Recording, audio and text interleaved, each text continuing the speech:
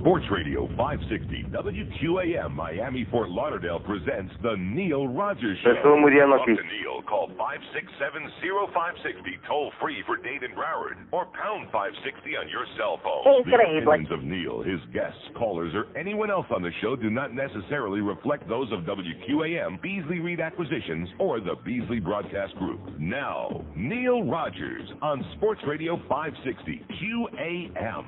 The presents you are about to receive are purchased by a bunch of maxed out overstressed individuals who are so busy they have no idea what you want and really don't care. Any present that you receive is actually your size or the color you like is a mistake. What we're trying to say is have another eggnog, listen to White Christmas one more time, and don't let your hopes get too high. Run to the mall, go spend it all. Oh, it's quite oak, you're going broke. Run to the mall, go spend it all. Oh, it's quite oak, you're going broke. Let's fight the stinking traffic, the amounts of people are quite horrific. Let's find a parking space here, although the chances are quite terrific. Merry, very, very, Merry Christmas. Very, very, very, Merry Christmas. Run to the mall, go spend it all. Oh, it's quite oak, you're going broke. Run to the mall, go spend it all. Oh, it's quite oak, you're going broke, schmuck. Okay, 10:01. Thank you at 560 WQM. Happy Hanukkah. Happy Merry Christmas. Happy whatever it is. Oh God. Day. Yeah, why don't we have a holiday like that in honor of me, huh? Oh God. Day once a year. Picked on whatever day I don't feel like being here. Sounds good to me. Oh. So anyway, I got a phony fax this morning to start off my morning on a bright note, and like I said, phony fax this time with a name on it, a phony name, Sam, who's giving me a song to dance. The same. See, Sam, if you had somebody else write your faxes, maybe you might be able to pull the woolly over our eyes. But I don't think so. Tired, old, chronic faxer. Oh, gee, I tore it up before I read where it was from, which this one actually has a letterhead, a thing on it. SMC Insurance, whatever the hell that is. I just thought I mentioned that in passing. Chronic with the same old tired handwriting. Look at the scrawling of a child, like a little child. Well, we've got good news and bad news today, boys and girls, on the death watch. The good news is, as this man refuses to croak, you know, I mean, there comes a time when you do the honorable thing, okay, and just leave everybody alone already. Don't you think? Put your head on a pillow, like that bit that we got where he says, put your head on the table, Ronnie, you know. And by the way, when's he going to croak? Pretty soon, I think. DiMaggio is hanging in there. Oh! All right. That's right, condition improving, but could worsen, doctors say. In other words, he could die. 84 years. You know something? I think, like yesterday, I'm listening to Hank, and we come on with one of our 5-year-old doing some sports updates. Joe DiMaggio is doing great. He's going to suit up in pinstripes for the Yankees again next season. The thought of an 84-year-old man with a one lung removed putting on a jockstrap, somehow it repels me. Maybe it's just me. You know what I'm saying? The thought of a dying 84-year-old man with crusty underwear putting on a jockstrap one last time and putting on the Yankee pinstripes, totally unnecessary and uncalled for. Condition improving, but could as the saga. This man is outdoing Elizabeth Taylor, I'll tell you that. I mean, one minute you look in the tabloids and she's all puffed up and bloated and like one breath away from death. The next minute she's making a big comeback. She's running around with Michael Jackson, every other fruitcake she can find. Baseball legend Joe DiMaggio showed improvement Tuesday, fighting back an infection and fever that had his doctors, family, and friends fearing the worst. Today, there's a little more hope, said Dr. Earl Barron, one of 6 doctors who've been caring for the 84-year-old former Yankee slugger since mid-October. One of 6 doctors who've been caring for him. You think when all of us are on our deathbed, there are going to be 6 doctors caring for us? No. DiMaggio has been battling lung cancer and infections ever since he was admitted to Memorial Regional Medical Center in Hollywood. He fought 102-degree fever, pneumonia in his good lung, and an infection in his intestines, but it's too early to call him the comeback kid. He's going to be here a lot longer, Barron said, but for now, he's hanging in there. I love the piece they did, I think it was on Channel 4 News yesterday, where they repeated the same great news as though this is really very important, and then they said, well, but the thing is, he's never going to get out of there. In other words, it's a matter of time. He's good one day, he's not so good the next day. He's dying over there is what he said. That's what he said. So Joe DiMaggio is hanging in there today, but the fact is, in spite of what they think over there at the Herald, in spite of Greg Kotex, the man actually will die. I mean, even famous people die. I know that comes as a tremendous blow to some people out there. And then, of course, the really bad news, that was the good news. That's the good news. That's the good news. The bad news is for my guiding light people out there, Michael Zaslow, 54, won Emmy for soap opera role. See, you got to read these obituary pages every day. That should be your first order of business. Roger Thorpe from Guiding Light is dead. Boy! And boy, did they treat him like crap on that show when they unceremoniously dumped him out of there because he was, he had this mysterious disease which it took them a long time to diagnose, which turned out to be ALS. And founded an ALS organization, Zaz Angels, and he did a lot of good stuff. And he went on One Life to Live on ABC, and he portrayed a guy who was, they used to do that on Guiding Light. Remember Bert Bauer when they chopped off her leg, and then she went on the show and with like a woman with a leg chopped off, and she died. But at any rate, with Roger Thorpe, he was speaking slowly. He was talking. He couldn't speak properly. He was speaking. They didn't know what it was. And then all of a sudden, come to find out he had this horrendous disease, and he went on One Life to Live because ABC put him on. But CBS and Guiding Light, after how many years? 25 years he portrayed Roger Thorpe on Guiding Light. And they said, no, you're out. How do you like that? He died of Lou Gehrig's disease yesterday in New York, 54 years old. Roger Thorpe, and who won in fact, there's a picture. He's kissing an Emmy. He won in 1994 for his role as Roger Thorpe on Guiding Light. See, people think that soap operas are crap, although I noticed that NBA players, since they got nothing to do, even they're admitting they're sitting around watching soap operas, because what else are they going to do during the daytime? Unless they're out there signing autographs for a lot of bucks and playing charity ball games for a lot of big bucks. But at any rate, people put those shows down, but the people who act on those shows are some of the best actors and actresses in Hollywood, in wherever they're, New York, wherever, on radio and TV. Are there actors on radio? Yeah, there are, like me. But, I mean, this guy was great. Roger Thorpe, you hated him. He was always, most of the time. Once in a while, they try to make him into a little bit of a nicer guy. He died 2 or 3 times during the course of the show. Then he'd make a comeback like soap operas do. Because guess what, Virginia? Soap operas are not for real. Oh, my God. That's right. They're not. It's all fantasy.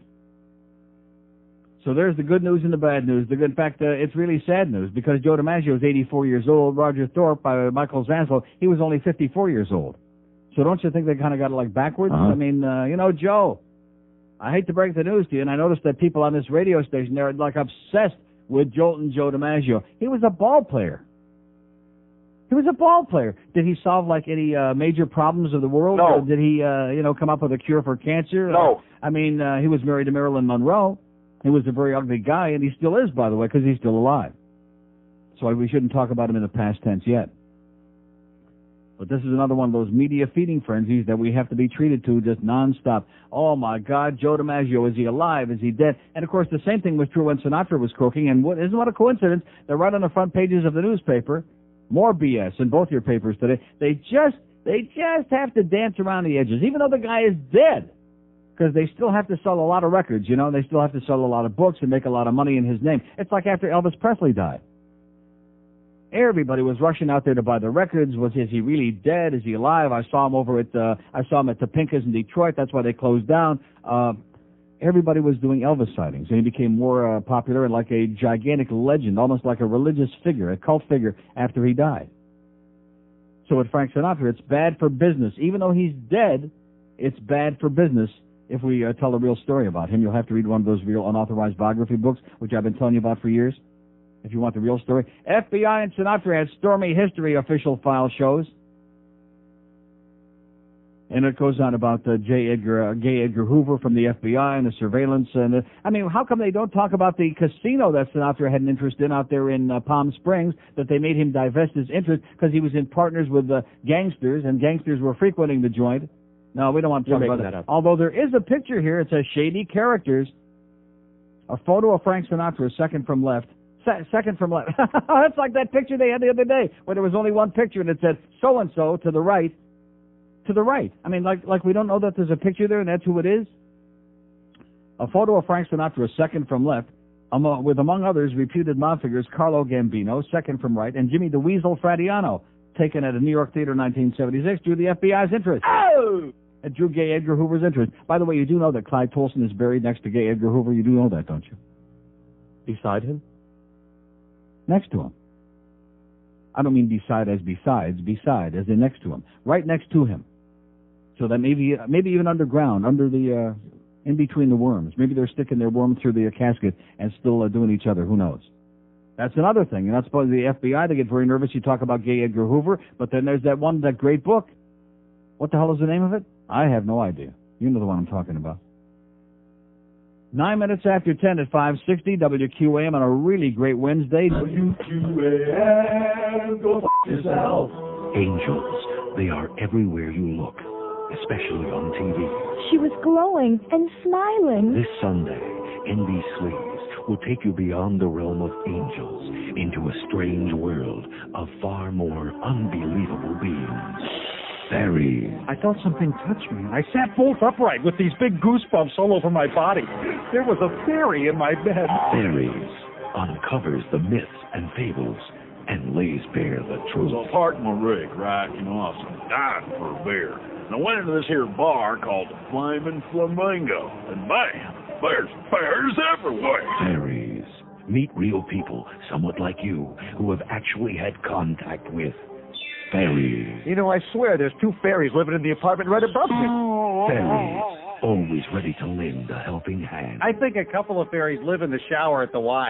Fairies. It's the supernatural schlockumentary you shouldn't fail to miss. This Sunday on NB Streams. What is it about the Y, by the way? Never really questioned that until I just heard that. You know, I mean, all my life I've been aware that there are some very strange things that go on at the Y. But why is it that so many people congregate at the Y? Anyway, it's 10:15 at 560 WQM. I guess it depends on which Y you're talking about. Is that what we're saying? Here's, because this ought to be a short call, Delray Beach. Hello. Hello. Yes, sir. How you doing, sir? Okay. Well, I want to comment on something you've been saying the past couple of days. And what is that? Well, it's pertaining to how we look up the stars and how we idolize them and all that. Mm-hmm. And I think some deserve it a little more than others. Like, pertaining to Elvis Presley. Elvis was different, not just because he sold more records than everybody else, but he inadvertently, that wasn't his intention, but Yeah. he changed a lot of things, okay? Whether it was musically, the way he dressed, culturally. The Smithsonian Institute said he was one of the most influential people in the latter half of the 20th century. And you believe that, huh?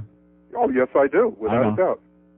I think he was a very influential in different type of things, okay? And that's why people idolize him, and 600,000 people a year go to his home. Well, and you're saying that 600,000 people go to Graceland as though these are people who are like mentally put together. They're not a few bricks short. But you know what, Neil? They have fun when they go there, and there's nothing wrong with having fun. Oh my God, I can't. But the fact that you're saying this with a straight face. If I thought you were joking, I'd be laughing with you, okay? But it sounds to me. Please tell me that this is a joke. Please tell me you're putting me on. No, Please, I'm begging you. No, seriously, it's the holiday time of year. I want to feel good. I'm in a great mood. I feel great. I want you to tell me that you're pulling my leg. You have a lot in common with him. He loved Vegas too. Yeah. He loved Vegas. Now, all of the people... So I have a lot in common with Elvis Presley. We look a lot alike, I'll say that. Hey, Neil. Toward his later years, he was big, fat, and bloated, too, just like I am. Now, put it to you this way, okay? You always talk about what's wrong with people having fun. The people that go to his home... No, they're not having fun. They suffer from a neurosis. They won't let it go, okay? This man has been dead for how many years now? 20 years? 20 years, yeah. Yeah, he's been dead for 20 years, and they won't let it go. What's the point of going there? What is the point? What are they going to... It's like the people that go up to that place in Georgia to see the Virgin Mary every year. If they're not harming people and it brings fulfillment to their lives and makes them happy... They have a right to do whatever crazy... I'm not questioning that, but the fact that these people are schlepping there and wasting their time, aren't there better things for them to do? That's like the people that go to the Sawgrass. I keep asking that question. What do they keep going there? No, seriously, do you know? Do you know what people go there for? Well, if they did a demographic breakdown, you'd see that a lot of them probably might be from out of this area. Because I think the people that go to the Sawgrass, the people that go to Graceland have one thing in common. If you put them all together, they'd say... I have no life. Right. Have a great day, pal, please. You're killing me. You're killing me. He's not serious. He can't be. That guy sounds much too intelligent, much too articulate. He can't really believe it, can he? 600,000 people a year schlepped to Graceland. And have you ever seen those people? Fat trailer park trash. Right, trailer park trash. That's right. In fact, most of them, as soon as he mentioned that, I started conjuring up the images. They're like those porky jock sniffers I was talking about the other day who go put their face up against the glass at the hockey games when the players come out for practice. Before the game. You watch tonight, if you go to the Panther Ottawa game, before the game, there'll be a bunch of big, fat, porky women who'll stick their nose right up against the glass when the players come out. Now, I got news for you. They wouldn't touch those broads for $1,000 apiece. For $50,000, they wouldn't get anywhere near them, okay? They wouldn't give them a sniff. Any of the athletes. And yet they're out there with their nose in, because, Because they're living in a fantasy land, which I guess it's okay if that's the best you can do. I have no line. Right, so make a fantasy land for yourself. If you're that grotesque and bloated and disgusting and nauseated and have that little self-esteem, then you figure there's no real living and breathing person out there that would even come close to you. So go out there and, fantasize. Ray Whitney, I'm going to, Ray Whitney ain't going to touch you, lady. I got a better chance of doing Ray Whitney than you do, okay? That's right. None. But that's a better chance because you got in the minus column. You owe points. Seriously, any of these sporting events, you look at those jock sniffers, and then, of course, there's another category, speaking of trailer park trash, there are the real professional sluts, the roadies, that go on these concert tours, the professional whores, which is fine. I mean, guys want to get laid, but at least some of them look pretty good. Huh? When we were at the Backstreet Boys concert up there at that horrible, horrible place at that, I don't want to say that, get Woody Graper upset, at that place up there in Palm Beach County. And we were sitting right behind the sound pit, like 25,000 feet away from the stage, and through the rain and all the other stuff. Oh, I think there's some people up there on stage. I don't know who they are. I make out in the distance some figures. But at any rate, right in front of us, there were some of those roadies sitting on the thing there waiting for the concert to be over so they could... And you definitely have a better chance with them than they do. With Nick, I would say, yeah. I don't know about the other ones, but yeah.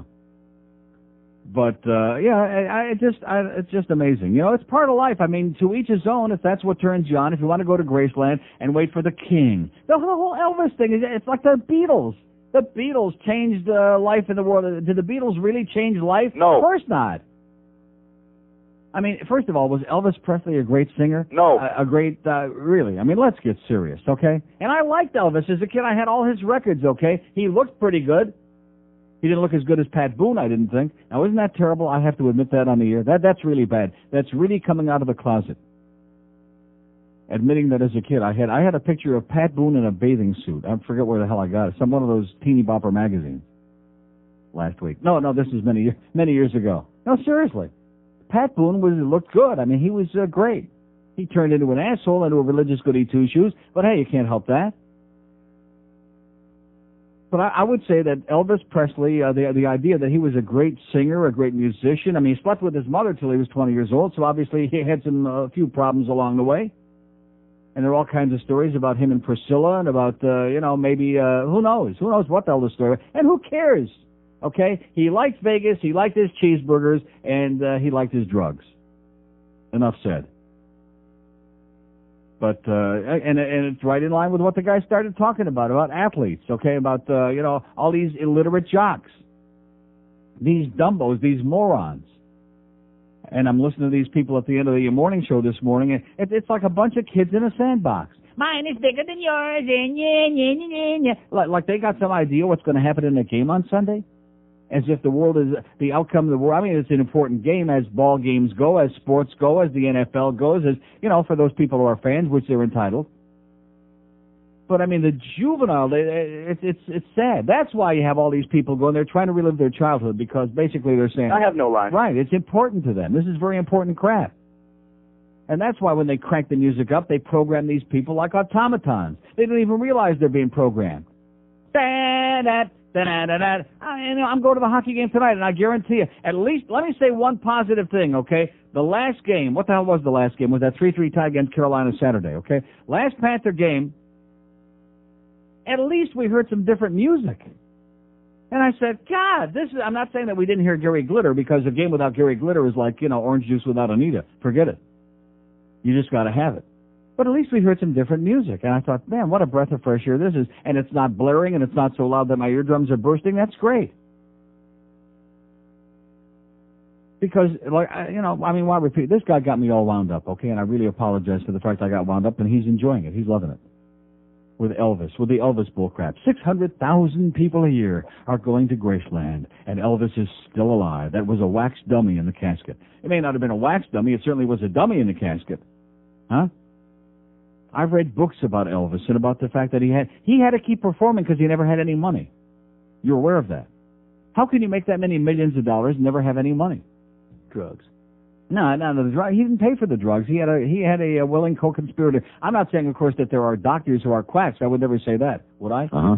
who just, prescribe drugs. Oh, and speaking of prescriptions, by the way, I went to the post office the other day. Did my prescription ever show up from Dr. Mark, who mailed it personally? No. So thank God I had them call in and I got all my drugs. There you go, you people at the post office once again. Oh, it's the holidays. Yeah, there's always some excuse, It's the holidays, the pony got sick, the dog had diarrhea. Always some excuse and story. Why, you get some of the mail, some of it takes 2 weeks, some of it takes a month, some of it don't bother showing up at all. We get the message, okay? Who did they used to talk about that used to hang out at the house? It was the milkman and the mailman. When Daddy was off to work, the milkman, and now there is no more milkman, okay, because you go to the market to buy milk. There is no more milkman, Virginia. I hate to break the news. So it leaves only the mailman. So now that there's no more milkman, Mommy's got to be serviced by somebody, so the postman's got to, spend a lot more time on his route. She's spending time on his route. That's the deal. Okay, I got all worked up about nothing here. Here's Fort Myers on mobile. Hello. Hey, Neil. How you doing? Great. Happy holidays to you. And the same to you, sir. Great. You mentioned Topinka's. In Detroit, right. Yeah. Long gone. I know it's long gone. Grand River and, what was it? Telegraph. Telegraph, right. All these transplants down here don't call and reminisce when you mention things like this. Because across the street was a great steak place, John Lafferty's. Oh, I never heard of that.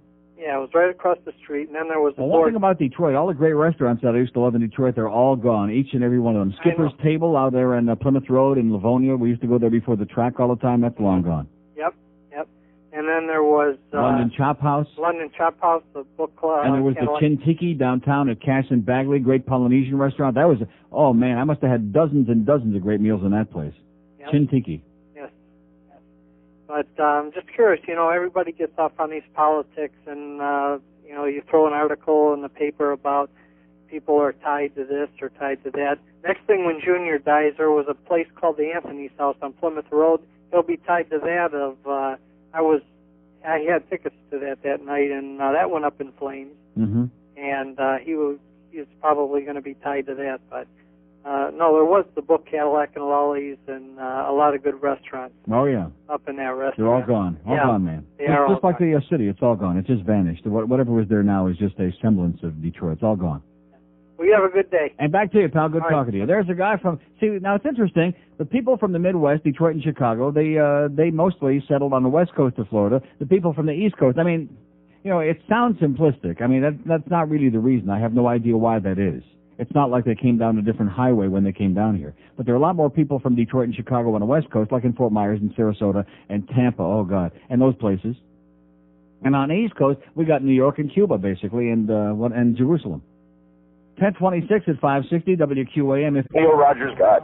He is the greatest Christmas entertainer the North Pole has ever known. And now, through this special introductory offer, Gene Dell Records brings you the magic of Elvis. You can call me short, that's my clothes. Tell me I got a funny little nose. But there's one thing that you cannot do. Don't fool around with my curly toe shoes. Elvis. His music fills you with the true spirit of Christmas. One night at the pole, saw Mrs. Santa Bear. Stepping out of the shower one night. I know she tints her hair. Oh, yeah, I saw Mrs. Santa Bear. Make this Christmas one that you'll never forget as Elvis sings about his special relationship with Santa. He's a big fat guy in a red and white suit, likes iron elves because he thinks we're cute at the North Pole. Don't be left out in the cold this Christmas. Join the legions who love Elvis. Thank you. Thank you very much. Okay, that's our question today. This guy got us into a big thing. Who's the most influential entertainer? Who's the most influential person of the 20th century? Elvis Presley, the Beatles, Joey Reynolds. Okay, we'll get some other names in there.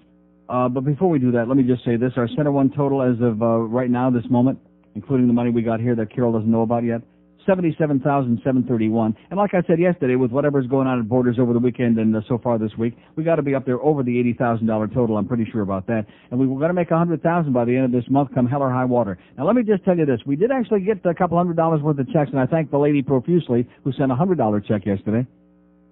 And it's my mistake. Because of this address, because it's so unwieldy, I thought it's tough getting mail here. We've had for weeks and weeks now, sitting out in the hallway right out here by our little studio, we've had all these big plastic mail baskets How many do you think there are? I have never in my life, on any station I've ever worked at or even known about, I have never seen the volume of mail. There are literally thousands and thousands and thousands of envelopes sitting out there. I thought it was a Power 96 promotion. I thought it was some diddly thing that they were doing over there. So just out of curiosity this morning, I stopped out there and I looked at the envelopes. It's something I never even heard of before. It's the WQAM Tailgate Sweepstakes. Maybe Joe Costello knows something about it because we sure don't. Obviously, it's tied in with the Dolphin games, and they must be promoting it only during the Dolphin games because we don't say anything about it on this show. I've never heard it on the other shows. It must be strictly a Dolphin game thing. Does Joe Costello know anything about this? No. Oh, so how do you like that? But if you were to look, and of course you were over here, but ordinarily, did you see that bunch of mail out there when you were here? Again, no. Oh. Well, like I said, Joe's not real observant. That nose keeps getting in the way. Well, no, he doesn't have good peripheral vision off to the sides. That Roman nose keeps getting in the way. But anyway, no, seriously, I'm telling you, I haven't paid any attention other than I see them because I come in. We'll have to walk through there to come in here every day and to race right out at 2 o'clock. But we have thousands and thousands and thousands. Seriously, if you people saw this, you'd be amazed. And we don't even know what the hell this promotion is. And I looked at that thing this morning, and I said to and I looked, and they're all addressed to our street address, 20295 Northwest 2nd Avenue, Miami, 33169, because there is no easy address to write to this place. I mean, this is it. And I look at that thing, and I'm saying to myself, if this radio station can generate that amount of mail, that volume of mail, and I realize, we can't compete with the Dolphin broadcast because it's a sports thing, baby. Can't compete with that. There are 50 trillion people listening to that, even though like 2/3 of them are listening on Power 96 because the signal sounds better on FM, and another trillion are listening on, what is it, CMQ in Espanol, no speak in English. Okay. But Here's the deal. They're giving away a pickup truck, and you have to send in a letter to register to win the a letter or just your name and address? Your name and address, I guess. Postcard. And they're going to do drawing. No, these are not postcards. These are envelopes. Every one of these is an envelope. Well, I've got Chris Reed here, and that's what he told me. Yeah, look. He doesn't seem to know either. No, he doesn't know. Well, he's only in the promotion department. How the hell would he know? But at any rate, seriously, if you would be so amazed and impressed, I don't care what kind of promotions any of you have ever worked in, you have never seen a volume of mail this large. It's staggering. Staggering.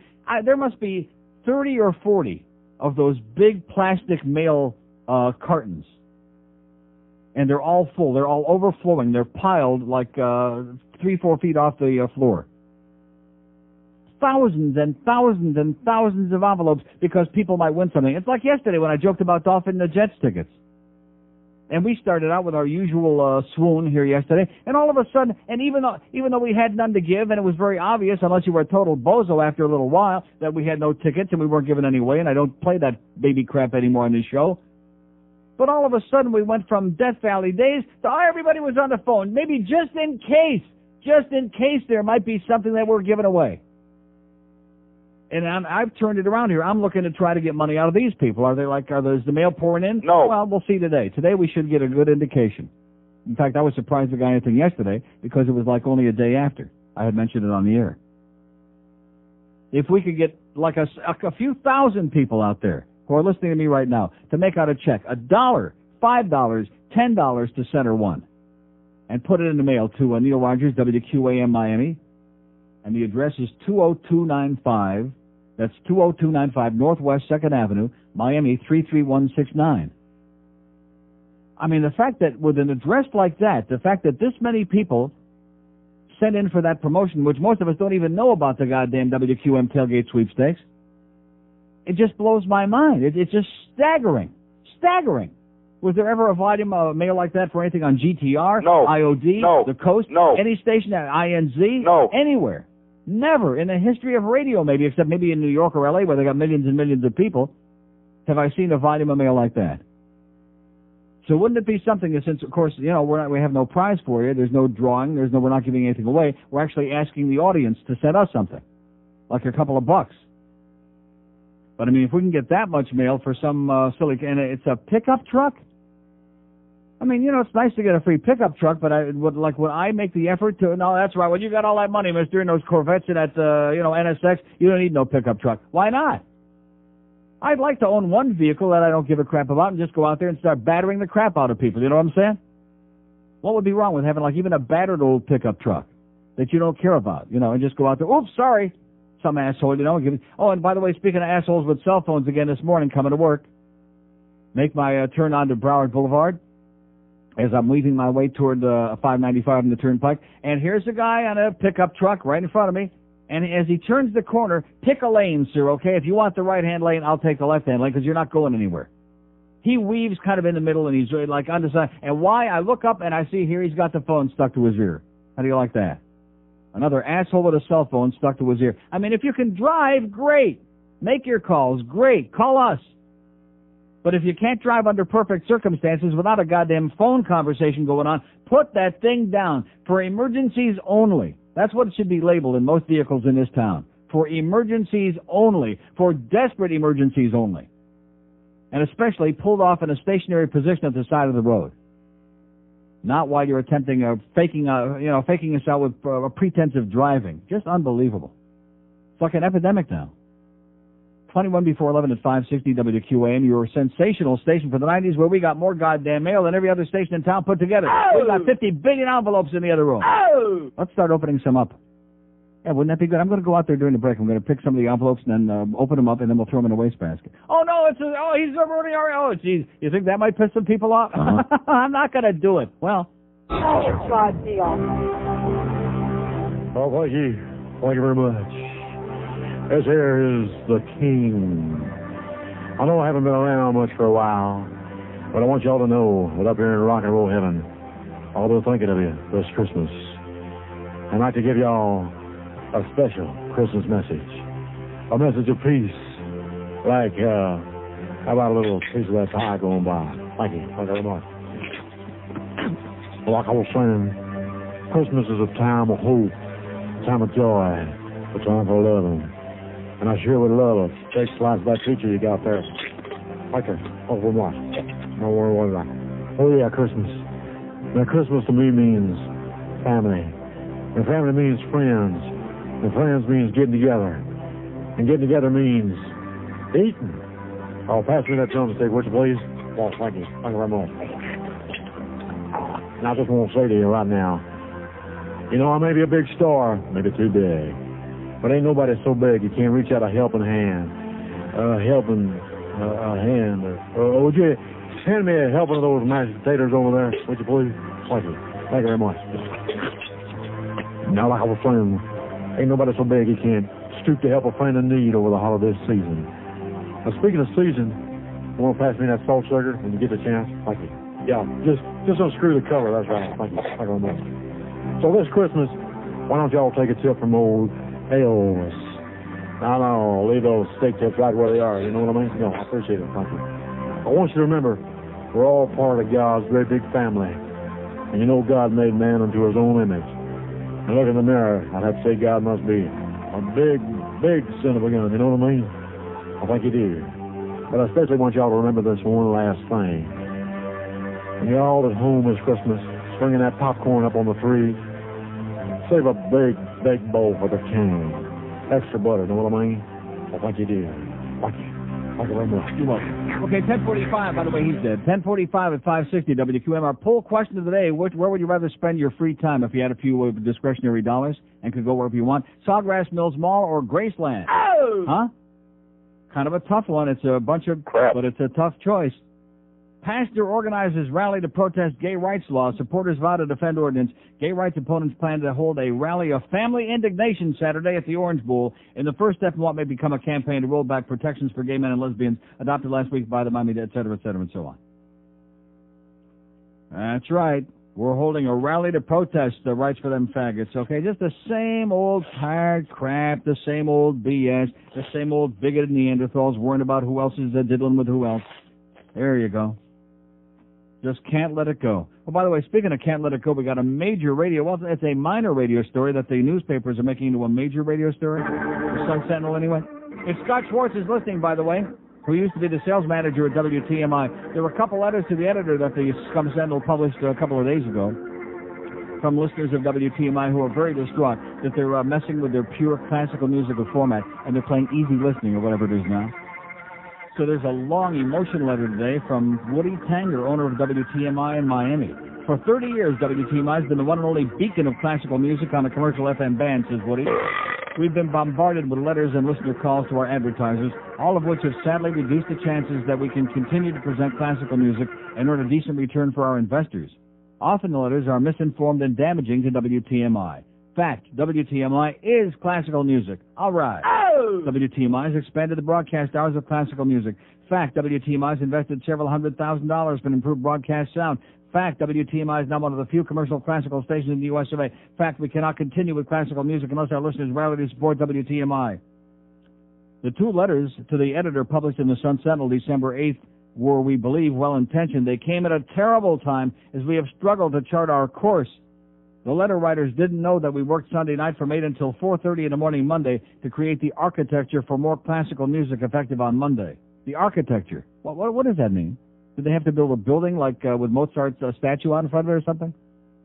Now we appeal to those same listeners and others in the media like the Sun Sentinel to let their voices be heard in a resounding chorus of, go for it! I know that if I listened to classical music around the clock, I would be somebody who would say, go for it, bro. Try 93.1 classical music FM Monday through Sunday, 6 a.m. to midnight. Are we perfect? No. Do we make mistakes? Yes. Worst of all mistakes is if the advertiser and listener community fails at this hour to rally around WTMI. Signed, Woody Tanger, owner of WTMI, your classical music station in Miami. Let's rally around the WTMI, okay? No. Come on. What's wrong with you bastards? Don't you like Mozart? No. Beethoven? No. Rock? No. Brahms? No. Who would I leave out? Liszt? No. Where's the list? Franz Liszt? Okay. I just thought I would read that because I know Scott Schwartz used to work there and hates them like poison and would be amused by it. Here's Boca. Hello. Hello? Yes, sir. Yeah. I've also been to Graceland. Oh, my God. No. Oh, my God. I'll tell you, Neil, you made a point that, Why did you go there? Oh, because I'm an Elvis fan.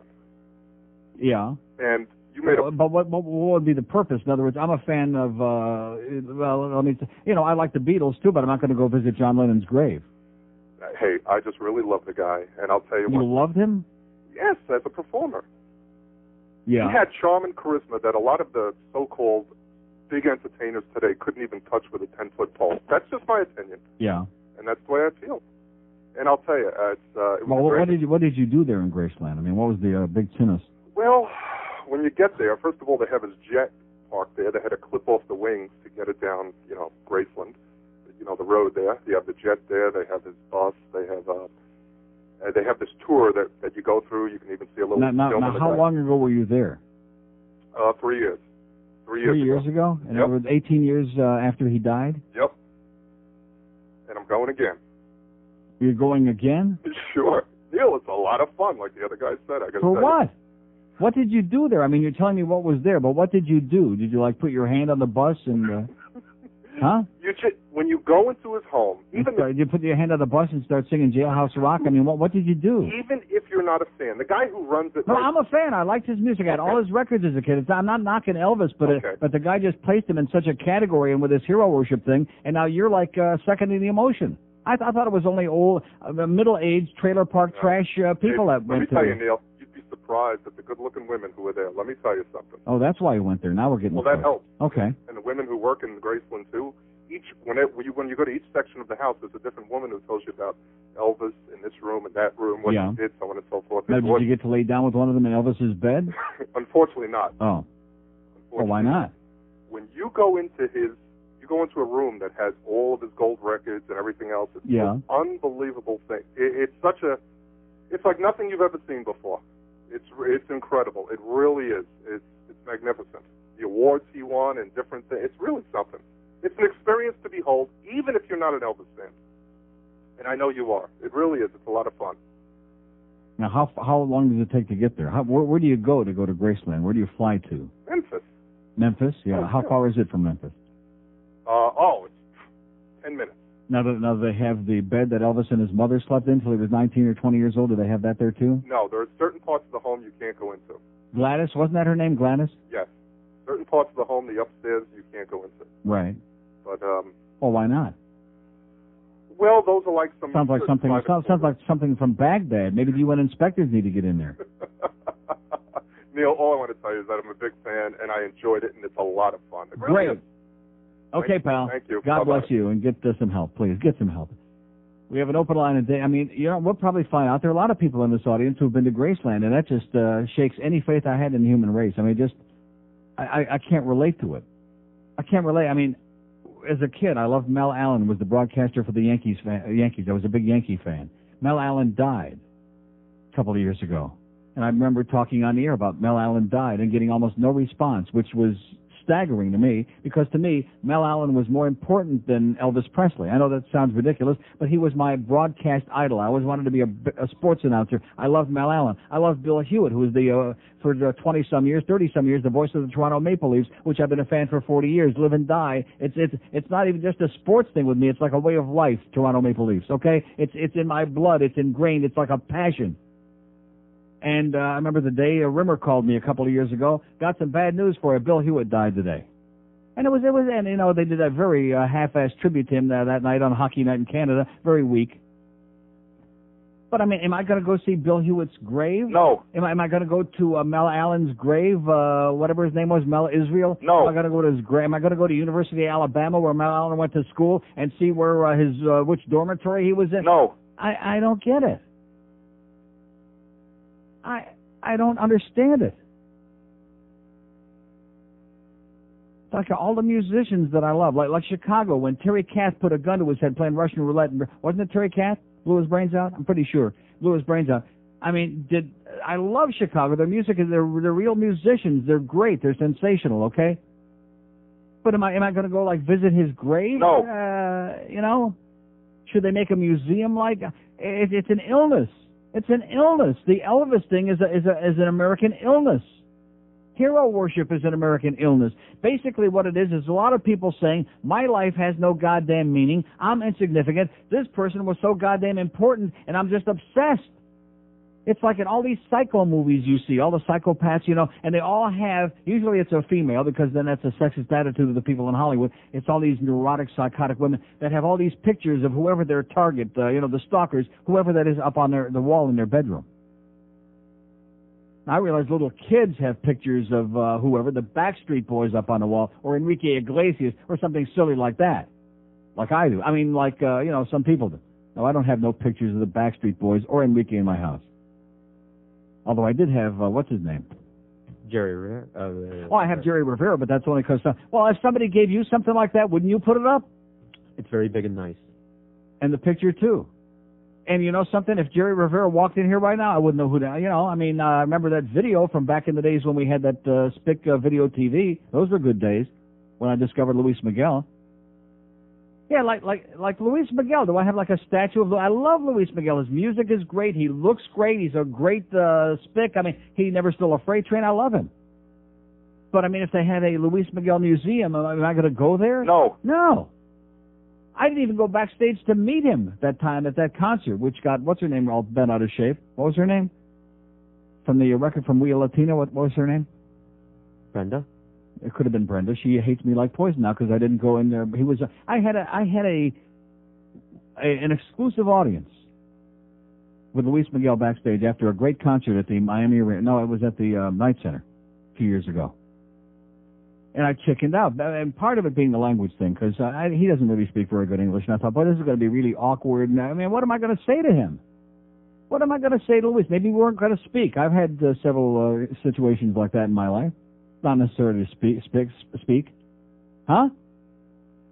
I don't think that was going to happen. Oh, he would have probably been in the bathrobe and the towel. But at any rate, no, seriously, that's. I understand, like if you love Pamela Lee's breasts or something like that, whether they're real or not, which of course they're not, and she is proud of it. I understand that. If you got the hots for somebody, I understand that. But I don't understand the idolization and worship of entertainers or athletes, or I don't get it. Because most of them are very, very shallow scumbags anyway, including this whole Sinatra business. Oh, but he gave a lot of money to charity. See, there we go with that Wayne thing again. Isn't that surprising that people that make millions and billions of dollars give a lot of money to charity? Pretty surprising, huh? Uh-huh. 4 minutes before 11 at 560 WQMU. The Neil Rogers Show, now on 560 WQAM, Miami, Fort Lauderdale. You're a bastard. Hello. My name is Elvis. Oh, Neil Rogers, on the spot. 620, Neil Rogers. New song for 20, WTMI. He lost him for 2 weekdays, The old Elvis and the young Elvis. Well, that's then they true. satisfy all these Elvis people out there who just can't get enough of the king, right? Well, why don't they come out with an Elvis Presley pizza with his face on top of it with a big pepperoni up his nose? How would that be? You'll be the only one. I come on me, I don't know what you've done. Only Rogers, only Rogers, only from heaven to only. Boy, what bad memories that brings back. Today's we were on SUN in Tampa. Wow. It's 11:02 at 560 WQM. I'm not trying to say that you shouldn't admire people or admire their work or enjoy their music or whatever it is that they do. That's great. But worshiping people and going to see some kind of a monument? I mean, this guy, would he go to see Grant's tomb? No. Would he go to see the Washington Monument or the Washington Memorial or the Jefferson Monument? No. Of course not. Neither would I, as a matter of fact. Unless I happen to be in Washington, God forbid. Who the hell wants to go there? We want to go there? No. No way. Too many Schwarzes. But, I mean, when you come right down to it, these people have become obsessed. Like I said, it's a free country. If that's how you want to spend your discretionary dollars and time, I mean, you're entitled to do it. But I'm also entitled to have my opinion, which is that you need serious help. We have 2 men so far, not even women, not even trailer trash broads, but 2 men who've been to Graceland. Oh, we got another one? Hello? Neil. Virginia Key, yes, sir. Yeah, Not another guy who's been to Graceland. Hey, let me tell you, I went to a Memphis State, Florida State game years ago, and we stopped off at Graceland. Oh, my gosh. The best way I can describe it, it's like a flea market. You ever been to a flea market? Sure. And when you said there's trailer park trash and rednecks, Yeah. I mean, I will never go again. I mean, it's okay, but I tell you, never in a million years would I go back to Graceland. Well, thank God for you. I thought you were going to give me I thought this was going to be the 3rd straight guy. No way. I use that term loosely. To give me a song and dance about how great it was. So you were only there because you were in the neighborhood. Right, and plus I liked Elvis. I mean, I'm like you. I liked Elvis. I didn't admire him, but this guy says there's a lot of pretty women there. Yeah. I mean, mostly there's old redneck fat women. Well, the guy I think was visually impaired. Well, no, I tell you what, there are pretty girls here, but guess what?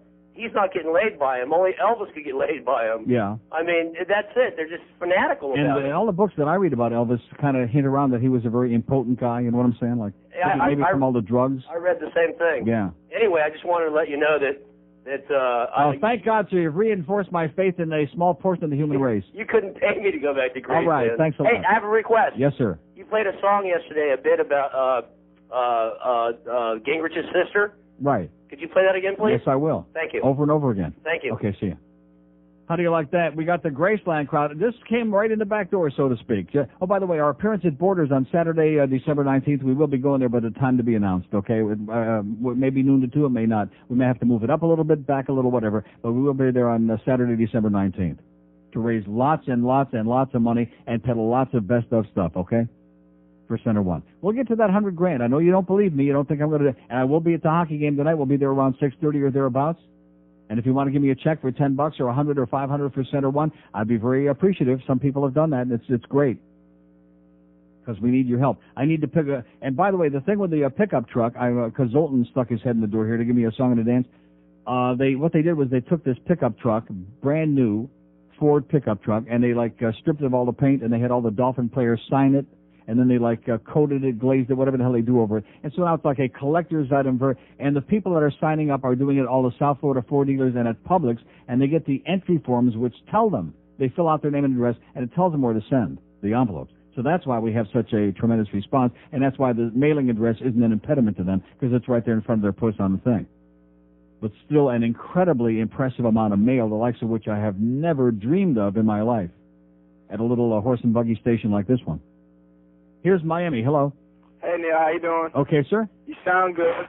Right now, I'm really getting through with school. I've been cramming, really, doing my schoolwork. I wasn't really listening to sports shows and checking out Sports Center.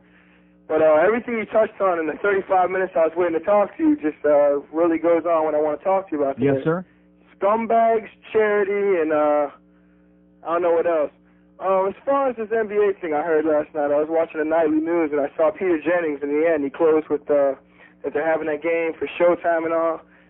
And they have the nerve to come out and, really, they say they're going to give money to, I don't know, UNICEF was the fund they're giving it to, but money's going to the players. Mm-hmm.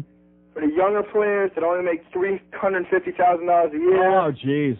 And it's just like, I looked in the calendar, I'm like, it's Christmas time, and they have the nerve to slap the average people in the face and ask for money, for these people that make $350,000 a year anyways. Yeah, you could probably scrape by on that for a couple of years anyway. I don't know. Pretty much. I started to get by on $350,000 a year. Right. And I was shocked because I had heard rumors about it, but I thought it was just people playing around on the radio. You better get involved with this Patrick Ewing, survival fund. You better get involved in these important things like that because he's only making $18 million a year and he's got to put bread on the table and support his family. Well, listen to the statistics you're spitting out that, we've made $77,000 for Center One. It sounds like an excellent cause, like most of them are. And then I hear that, I heard this on TV last night, and I was enraged. I was just like flat out. Haven't had any checks for Center One from any of the Heat players, by the way. Just thought I'd mention that. No check from Mickey Arison, no check from Pat Riley, no check from Jimmy Johnson, any of the Dolphin players. I just mentioned that in passing, Well, I'm a college sports fan. I'll tell you what, I was going to go to a couple of NBA games this year, and I'll send you my whole NBA budget. All right. For Center One. Okay. Give me the complete address once again? Yes, sir. 20295. Okay, hold on. 20295. Northwest 2nd Avenue. Yes. Miami 33169. Just make the check out to Center One, whatever it is. If it's $5 or whatever you can afford, we appreciate it. It's a good cause. Have a great day, Nick. Thanks a lot. There you go. See, how about that? In fact, all you people that would be spending your money on these illiterate 7-foot freaks of nature, you can send that money to us, to our charity Help Us for Center One. Oh, we don't want to do that. Well, why not? Well, yeah, those guys need your money. That's right. Wayne needs your money. And like I said before, instead of spending $20 for a bunch of crap food, how about eating a meal at home tonight? I bet you got food in the refrigerator. How about eating a meal at home in the house, sitting around with a family, and then coming to the arena for the game and, coughing up the $20, writing me a check for Center One instead of spending $20 on that bald-headed billionaire geek. 2 open lines in Dade, 5670560 and pound 560 on the AT&T wireless line. It's 11:08 at QAM. Hi, this is Maury Povich wishing you a happy Hanukkah. Oh, there's that scratchy part again. Sorry about that. Scratchy. Neutral sisterism. Neutral sisterism. Gingrich's sister doesn't kiss too many guys. Conservatives don't like her kind of fun. Candace Gingrich says she's proud she's a gay lesbian. Oh, yeah. Every time he sees his sister, well, it must give Newt the blues. Well, rugby was her hobby, but now she likes the lobby, and he don't much like her views. Newt's little sister is a Newt's sister is a Gingrich's sister doesn't shave her legs or thighs, wear makeup on her eyes or date your son. Gingrich's sister says she's proud, she's a gay lesbian. Well, she ain't like her big brother, the Speaker of the House. 'Cause Gingrich's little sister has never had a mister and she never met a trouser mouse. Newt's little sister is a Newt's little sister is a Gingrich's sister doesn't kiss too many guys. Conservatives don't like her kind of fun. I'm actually a lesbian. Candace Gingrich says she's proud she's a gay lesbian. I'd be dying if my daughter ever dated one. Oh, wait a minute. She married that Michael Jackson fella. And actually, when I think about it, maybe a lesbian wouldn't be so bad. And she is in Scientology, too. I just mentioned that in passing, Father Paranoia. It's 11:15 at 560 WQAM. We're doing Elvis talk today. How do you like that? Oh! Elvis talk at Christmas time. Oh, my God. It's just amazing. The people, and now another one of the people that they're bringing back from the past who's been dead for I don't know how many years. We're supposed to really, it's a big sin, is Bobby Darin. Oh, yeah. You better get with it, mister. Bobby Darin. Tony Bennett, who's still alive but might as well be dead. All the kids on MTV, does anybody believe that the kids are into Tony Bennett? No. Of course not. If you consider a kid somebody who just moved into Cemetery Village, who just turned 80, yes, those kids are into Tony Bennett. Other than that, and now A&E, they're doing Bobby Darin, and he was misunderstood, and he found out his mother wasn't his real mother, and Yamama and Yamada Road, whatever the hell that is all about. And when he was young, he had some either rheumatic fever or some kind of a genetic heart thing, and he knew he was going to die young, which is a good excuse why he was a booze hound, and he died, whatever the hell it was. I mean, Bobby Darin, how many hits can you name by Bobby Darin, okay? Mac the Knife, Dream Lover, and I could get the book out, but I don't want, that would be cheating, and there's no point, okay, because the list isn't, I'm talking about big hits, memorable songs that will live, assuming that musicians, singers are people that we should admire forever, who are like, bigger than life itself. How many hits can you name by Bobby Darin? I like the Dream Lover. The Mac the Knife, I could live with that. I like Hack the Wife better. But seriously, Dream Lover was a great song. It was almost like a borderline bubblegum. It was like a Connie Francis. Oh, and there's another one, Connie Francis. She had all those some mental problems, and she's, never stole a freight train, and she's gone through the ringer, and Connie Francis. We went through that period of time when we're supposed to be very excited about Connie Francis. The most of the young people, have they ever heard of Connie Francis? No. Do they have any idea? They don't know Connie Francis from Ron Francis, right? Uh-huh. And George has no idea who Ron Francis is. From Emil Francis, does he know who he is? No. Of course not. Now you're getting that hockey crap in together. They don't know Ron Francis from Francis O'Hare. Does anybody know who that is? No. No. You see all these important people that I know that you don't. That's the one benefit of being old, even though that deathbed is not far away. But that's the one benefit of getting older, is that you know all of this meaningless crap, all of these names. Names. People that you never heard of, mister. Wally McElmurray, you don't know who that is either. There you go. Here's Tamarack. Hello. Neil. Yes, sir. God. First-time caller. Great. Your listener. Young white male. All right. Got something a little pissed off and fired up about. Yes? I don't know if you've heard about the Coral Springs Forum. It's a local newspaper. The Coral Springs Forum? Yeah, one of those city newspapers like we've got in Plantation. Oh, yeah, one of those little throwaways, yeah. crap things, yeah. Mm-hmm. One of those things that litters your driveway. Yeah, and gets nasty on your driveway. Right. We've got an interesting thing. It happens that a gentleman I know who's a fire inspector for the city he takes his girlfriend's kids to the bus stop in the morning before he goes to work. Mm-hmm. Make sure they get on the bus okay. Make sure everything's okay. Mm-hmm. Some lady who's taking disability pay because she's mentally unstable and unable to work wrote a letter to the forum asking the city why a fire inspector is around 5 12-year-old girls. Now, the city, instead of asking him, wants him fired. Because he's taking the girls to the bus stop? Yeah. Now, I'm pissed off and fired up because it's somebody I know. And thank God there's no gangs or any other problems in Coral Springs, or Right. any knifings or shootings or stuff like that. Or Right. any, This is a hate uniformed crimes. Coral Springs Fire Department employee Right. who you would assume it would be appreciated that he's standing there. Right.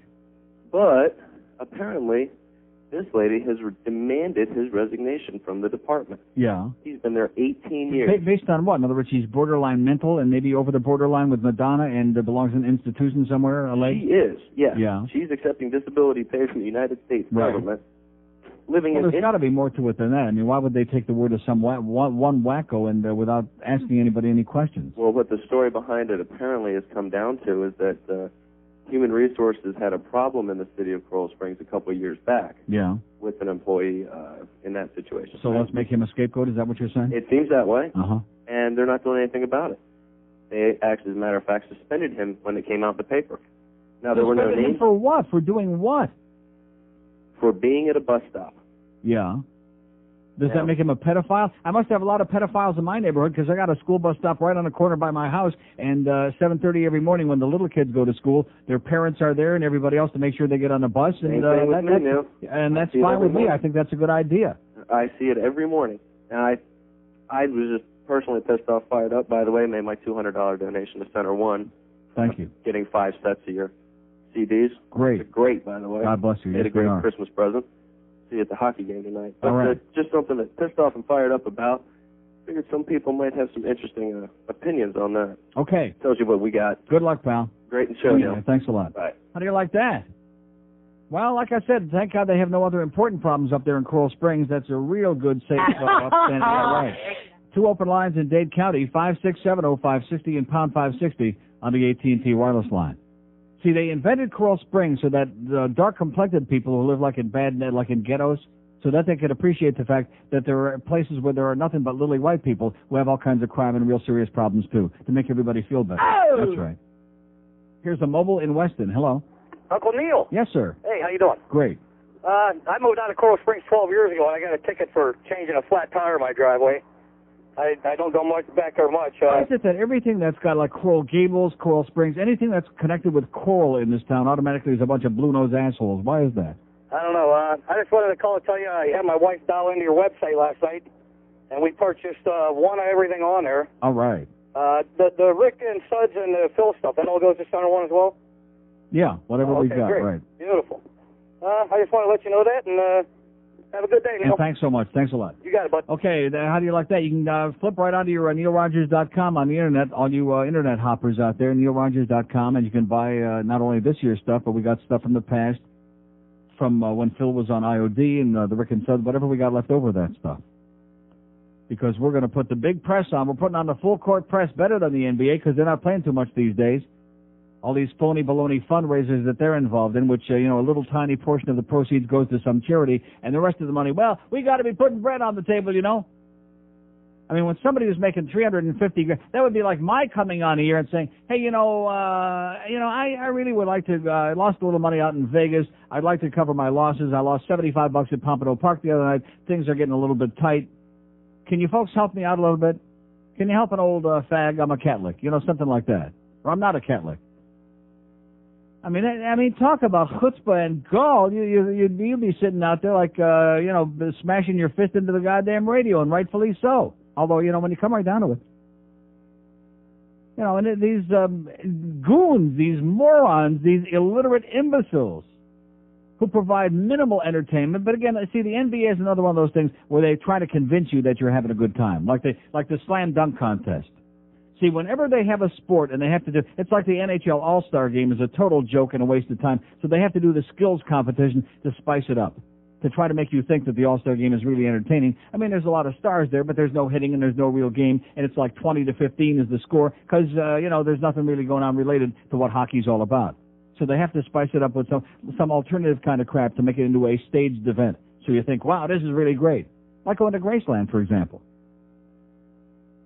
I'm almost speechless to be, if like I said, if I would have had a couple of Yahoo-sounding women who sounded like they lived in the trailer park right down 441, I'd say, hey, great, that goes with the territory. They'll probably be on Jerry Springer next week, But a couple of guys back-to-back who have been to Graceland? I thought I was supposed to be the faggot. What kind of a guy was so into Elvis that he goes to Graceland?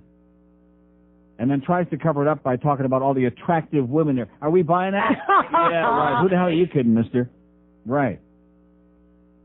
Here's Boynton Beach. Hello. Yeah. Yes, sir. Julio, who loves Elvis. Yeah. And I've been to Graceland. Oh, no. Yeah. No. Yeah. Not a Julio who's been to Graceland. Yeah. Oh, my God. With my wife. Yeah? Please tell me she dragged you there. You didn't really go there volunteer. It wasn't your idea, was it? It was both. Oh, my God. Oh. And she got upset because I was, just looking. There's a lot. There are pretty women there. Yeah. Don't let them tell you. Are there really?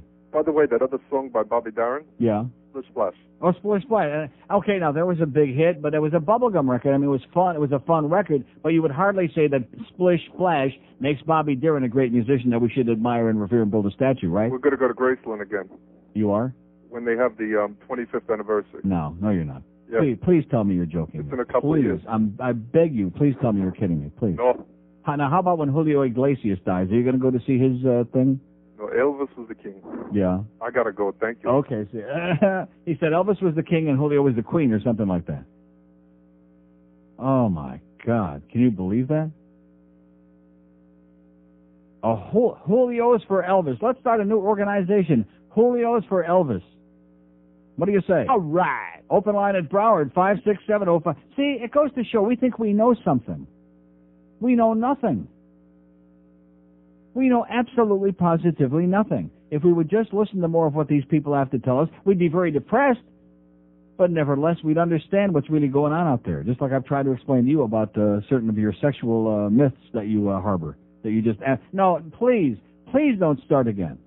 I've seen much more of the real world than you ever have, okay? Hopefully someday you'll see what the real world is all about, which is definitely not here. It's also not in Montana, mister, okay? There may be a lot of action, a lot of people getting laid, but the real world is not in Montana or at the Pizza Loft, okay? I won't wreck your fantasies. Okay, whatever you say. This man, such a... But, you know, it's that Cuban thing again, you know? Got to... that repressed thing. It's 11:26 at 560 WQM. Where do you find Joe Rose, Jeff DeForest, and Steve Goldstein? The first team, right where you got it. Sports Radio 560 QAM. Esta es el show de la mañana con Neil Rogers. Esta es su cerebro. ¿Tienes preguntas?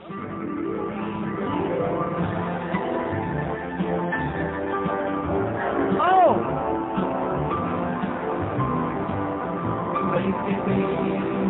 The wife is missing. Didn't ask for her permission.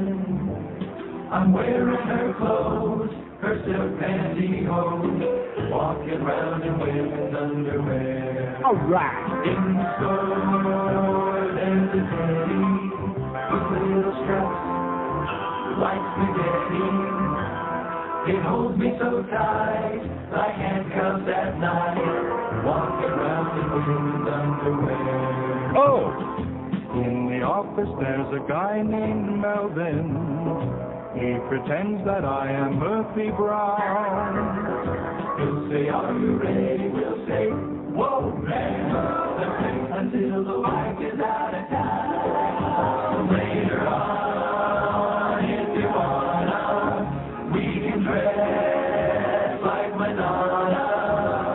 Put on some eye shade and join the parade. Walking around in women's underwear. Lacy things, Vincent, didn't have permission. Wearing her clothes, silk pantyhose. Walking around in women's underwear. Walking around in women's underwear. Walking around in women's underwear. You call that a penis? 132 at 560 WQAM. We got some major radio news. Here you go. You heard it first right here on 560 WQAM. The Stupid Talk Network. You mean to say that John Ford show was a bomb? Uh-huh. Wow. Yeah, he even outdid Mr. Ego's numbers. He was like down there in the fractions in the morning with a totally insipid, pointless show, even with that broad that they had on there. Now, was that a different one? Did they have like a first one that they can't? Because the first they switched because the first one kept talking too much and he didn't like it and she actually had something to say? So he's going to be history. Now, is that December 22nd? I'll give this audience 50,000 guesses who's going to be doing mornings on Stupid Talk Network. I'll give you 50,000 guesses who's going to be getting up real early in the morning and doing mornings again. Well, that makes us feel like duty. Okay, there's the first clue, okay? And they're real happy about it, I'll tell you that. Damn it. Yeah. They are. Aren't you guys happy? Go to hell. All right. No, seriously, they're... Well, I can't help it if you don't like it. Well, okay. I didn't say I didn't like it. I just said you guys are going to be doing mornings again, okay? Oh, God. Uh-oh. Kleenex. Yeah, okay, they're excited about it. Rick and Spud in the morning. I thought those guys hated the morning show. They hated being on in the mornings. And, of course, now the story will be, they're going to have all kinds of other stuff. Now, it is true that IOD gave them nothing in the morning. They gave them no assistance whatsoever. And wait till when you people hear who's going to be doing afternoons, because obviously they're locked into Dr. Laura and Lardass there forever now that they're with they bought out J-Corps, and they're going to have that crap on forever, I guess. But when you hear who's going to be doing afternoon drive, once Rick and Sud start doing mornings on the Stupid Talk Network, you're going to, I swear to God, pee your pants. You're going to be squirt all over yourself. You're going to maybe even do a little number 3, which is 1 and 2 combined. When you hear, there's a little clue. Brooke Daniels, the Babbling Brook, is going to be back on there in the afternoon. who just hung around town long enough to go back again.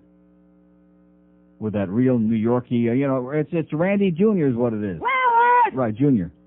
Randy Jr. back on the air again with that real offensive, abrasive New York sound. And we can hear about how she had that accent when she was waxing the hair off of her, whatever it was, chinny chin chin. Yeah.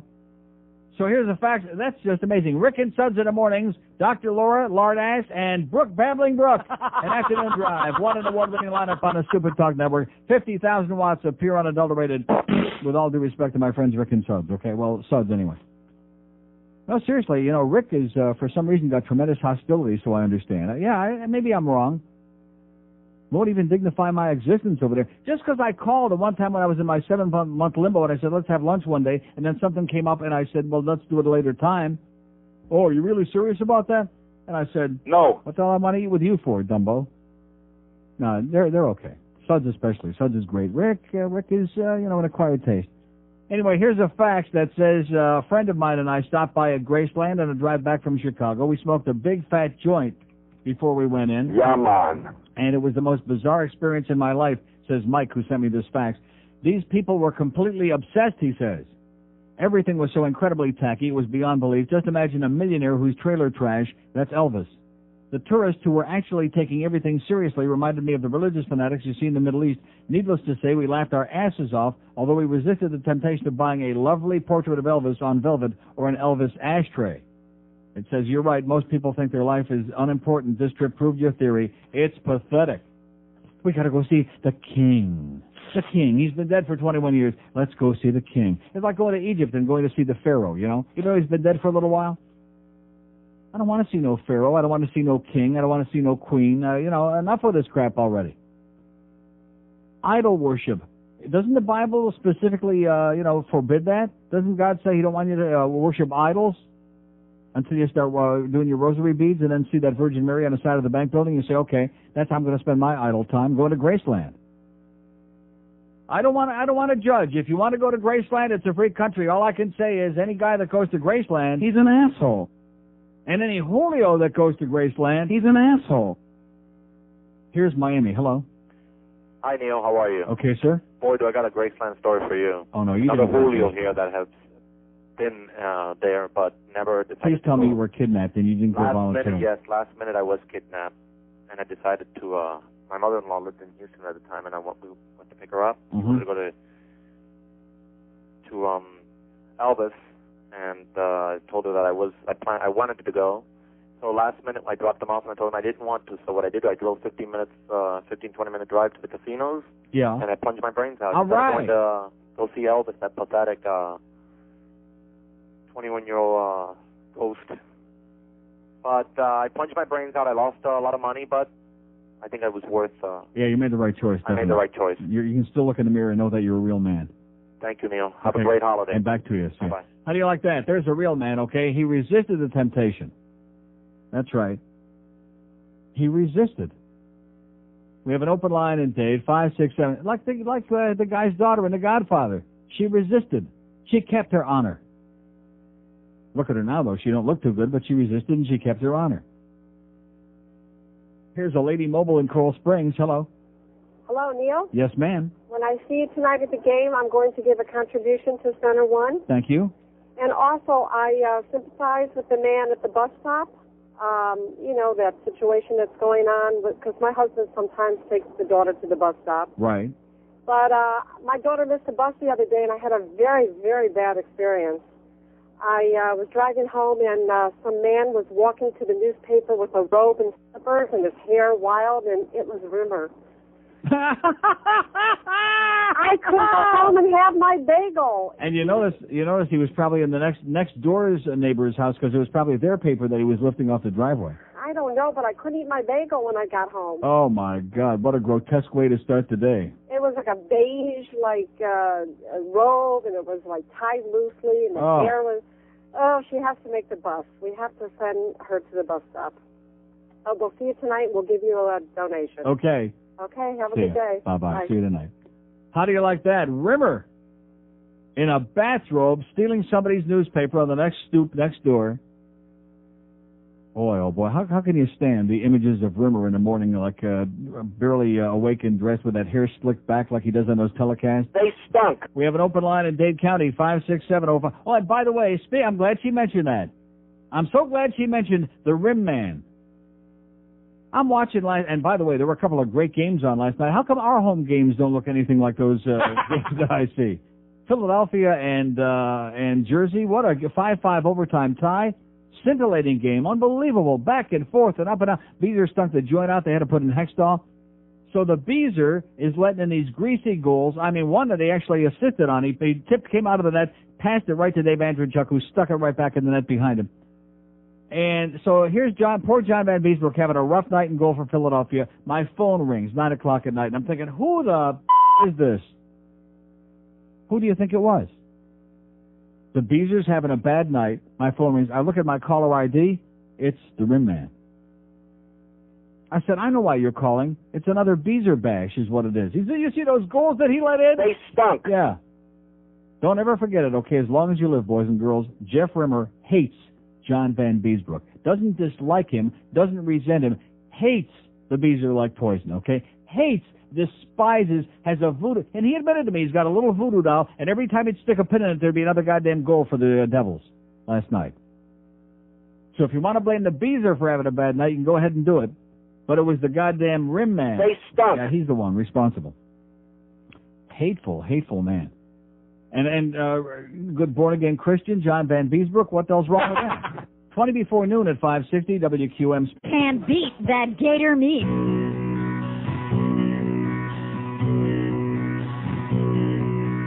Silent fart, deadly fart. It can tear your nose apart. You can't hear it, but you can tell. Someone did it by that awful smell. What the hell did you eat? It smells just like rotten meat. Silent fart, deadly fart. I cut one at Kmart. I watched a woman's head swivel around. She was wearing a terrible frown. I walked right out of that place with a big smile on my face. Boy! Silent fart, deadly fart. Doing it is quite an art. Let one go, but don't look back at the victims of your death attack. If you're in church when you do, you'll have to stay in your pew.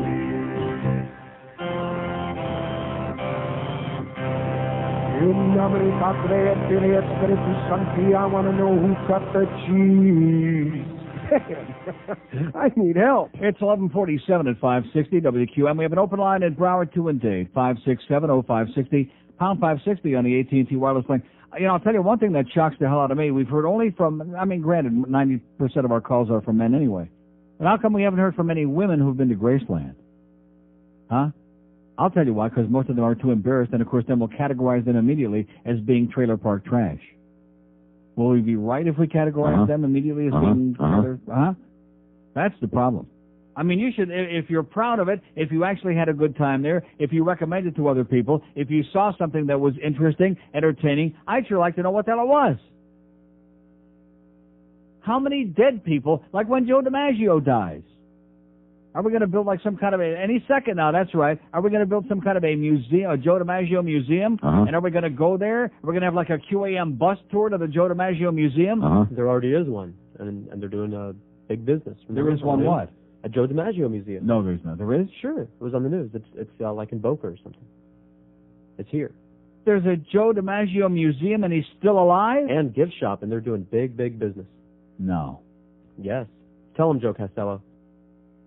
Oh, please don't tell me Joe Costello's been there. I have not been there. And thank God. You're not. If he dies, are you planning on going there? No. Good. But I love Joe D. He's the greatest, man. How do you know that? I've seen it. Let me ask you, what was the last year that Joe DiMaggio played center field for the Yankees, mister? It's not about that. No. I'm just asking you a question. Do you have any idea? No. 1953. Thank you. What year is it? What year were you born? 1973. But it's not about that. 20 years after this man stopped playing baseball. Now let's see, 73 years, many years after Marilyn Monroe died, and he was the greatest what? Joe DiMaggio is our last tie to our more innocent past. To whose more innocent past? Your more innocent past? America. Us. Our civilization. Oh, are you easily sucked in? Oh, my God. I don't know whether to scream or just blow my brains out, or both. You understand he's a Yankee fan. Yeah, I was a Yankee fan all my life, too, okay? But as it turns out, Joe DiMaggio... In fact, 53 may be a year too late. I may be a year off on that, because I became a Yankee fan in about 53, and at that time, Joe DiMaggio was no longer playing. Mickey Mantle was playing center field, and they had all those great teams, and they had great teams when he was there. But he was a baseball player. And then somebody makes a comment on this station yesterday, I can't remember who the hell it was, one of our 5-year-old kids, a little younger than Joe Costello, and he said, many consider the greatest living baseball player of all time. Was he better than Ted Williams? No. Oh, okay. I just asked that in passing, okay? Was he better than Willie Mays? You could debate that. You could debate it. I mean, those things are all, they're argumentative. It's like saying, were the 27 Yankees better than the... Well, whatever. You can't compare them. But, I mean, here's Joe Costello, who's like 10 years old, sitting there back there on Sheridan Street, and he's telling me that Joe D. was the greatest. He was our last link to America's innocence. How about Rick Nelson? Was he our Ozzie and Harriet? Were they our last link to... How about the Robert Young, Father Knows Best? Were they our last link, maybe, instead of Joe DiMaggio? They were actors. Yeah, and he was a baseball player. He was a real person. So you're telling me that Robert Young wasn't a real person, or that Ozzie Nelson wasn't a real person? Well, I wasn't around for that, but what you saw of that... Well, you weren't around for that, but you also weren't around for Joe DiMaggio. Yeah? Yeah. But they were still real people. I mean, a guy puts on a jockstrap and a uniform. He's a baseball player, okay? He's still a guy when he's standing there naked in the shower, as disgusting as that thought is with Joe DiMaggio, especially now. But, I mean, even then, he's still a human being. Ozzie Nelson, when he stood naked in the shower, it was also grotesque, but he was a human being. He's a guy. I think you're oversimplifying it. How about Leave It to Beaver, okay? Can we agree on that? Leave It to Beaver was our last... Tony Dow was our last link with with America's innocence. Gee, Wally. Right, see, now at least you've seen Leave It to Beaver, right? Of course. Okay, great show. I love the Beaver. And it's, oh, jeez. Now we're starting to get personal, okay? I try to keep this on an intellectual plane, and he's giving us a song to dance. He loves the Beaver, all right? Oh. America loves the Beaver. In fact, I guarantee if you would ask most men in America right now, who are you more fond of, Joe DiMaggio or the Beaver? No contest. It's the Beaver. It's the Beaver. There you go. I rest my case. Boy, that was easy. Piece of cake. Snatched the answer right out of nowhere, baby.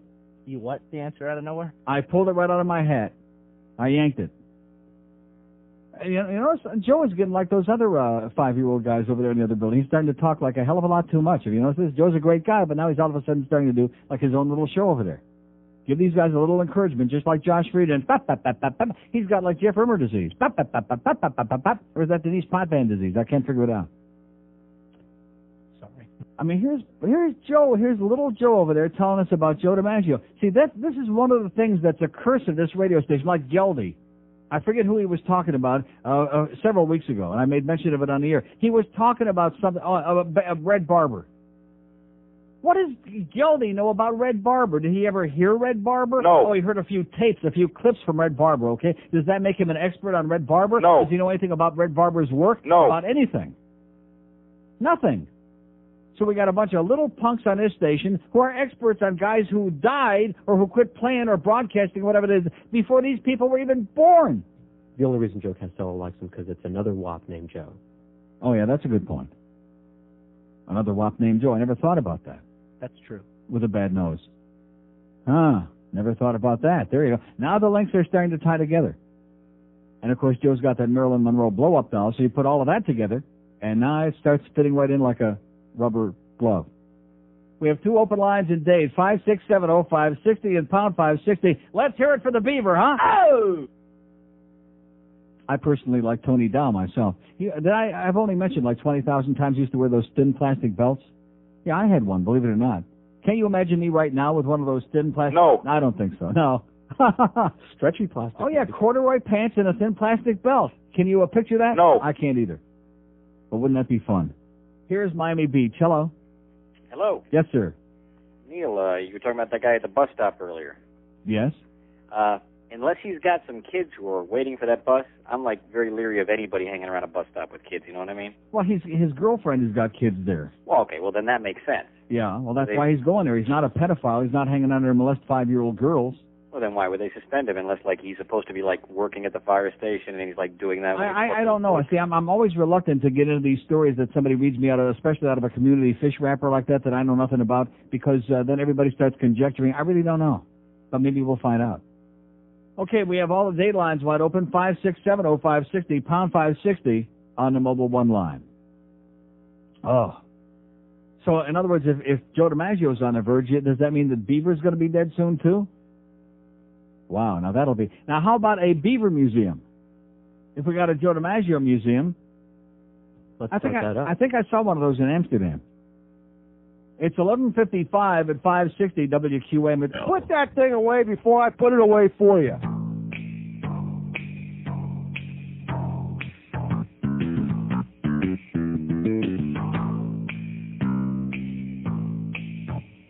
A show was born in the 50s about a family so wide. All right. The reruns will last forever, so you can watch the show every night. Leave it to Beaver. In the morning, Beaver every day of the week. Yep. Beaver! Hey, Wally, how come your little brother's a geek? Ward does squat for a living, but June wears pearls every day. When they wanna make whoopee, well, guess who gets in the way? Leave it to Beaver. In the bedroom, and Beaver all through the place. Beaver! Gosh, Lumpy, the Beaver's always in your face. Now we can't stand Eddie Haskell. He's always telling those lies. When he enters the kitchen, he says, Mrs. Cleaver, gee, you look nice. Leave it to Beaver. On the cable, Beaver on the UHF. Beaver, you can't avoid it. Beaver's like taxes and death. It's always Beaver. In the morning, Beaver all through the night. Let's shoot the Beaver. All right, 12:02 at 560 WQM. I'll tell you that between the Elvis thing and Graceland and Joe Costello quoting somebody else's trite cliche about America losing its innocence, he was our last link to America's innocence. You remember, like, the early 50s, like when we had the McCarthy witch hunts going on and all those people in Hollywood, comunista, maricon, all that stuff was going on. That was our innocence. Or how about like in 1945 when we were dropping nuclear weapons on Japan? How about that? That was America's innocence, right? Or killing the Indians with Teddy Roosevelt. At what point, or killing each other during the Civil War, America lost their innocence after Joe DiMaggio hung up his jockstrap for the last time. Thank you, Joe. We have Dade County lines wide open, 567. Have we still heard from one woman who's been to Graceland yet today? No. Come on, come out wherever you are, okay? Don't be a pussy about it. Let's hear it. We want to hear from some of you outstanding women out there. I'm sure that people other than trailer park trash, then scum, then the barnacles from the bottom of the ship, I'm sure that very upstanding ladies have been there to Graceland and had a wonderful time. Do we believe that? No. 5670560, pound 560 on the Mobile One line. Here's Pompano. Hello. Hey, Bobby Darin, what about Beyond the Sea? Oh, Beyond the Sea. There's another mediocre record. That was okay. It wasn't mediocre. That was great. Hey, he was. You don't know nothing about old rock and roll, man. I bet I know do. 10 times more than you do. Well, about what? About anything. Yeah, how many Fats Domino records you name? A bunch. Yeah. I'm walking. I'm gonna be a wheel someday. Blueberry Hill. Very good. Huh? Walking to New Orleans. Uh-huh. What's the reason I'm not pleasing you? What? Okay, there he goes. Yeah. What's the reason I'm not pleasing you? I could sing it. I could do the lyrics for you, pal. See, you name the ones that are Honey Child, which is the other side of Blueberry Hill, Imperial Records. You're messing with the expert now, pal. Don't give me a song and a dance. I know nothing about rock and roll music. Real rock and roll before this crap and this noise and Gary Glitter started polluting the airwaves. We have Dade County lines wide open where all they know is, hoochie coochie music. 5670560, pound 560 on the Mobile One line.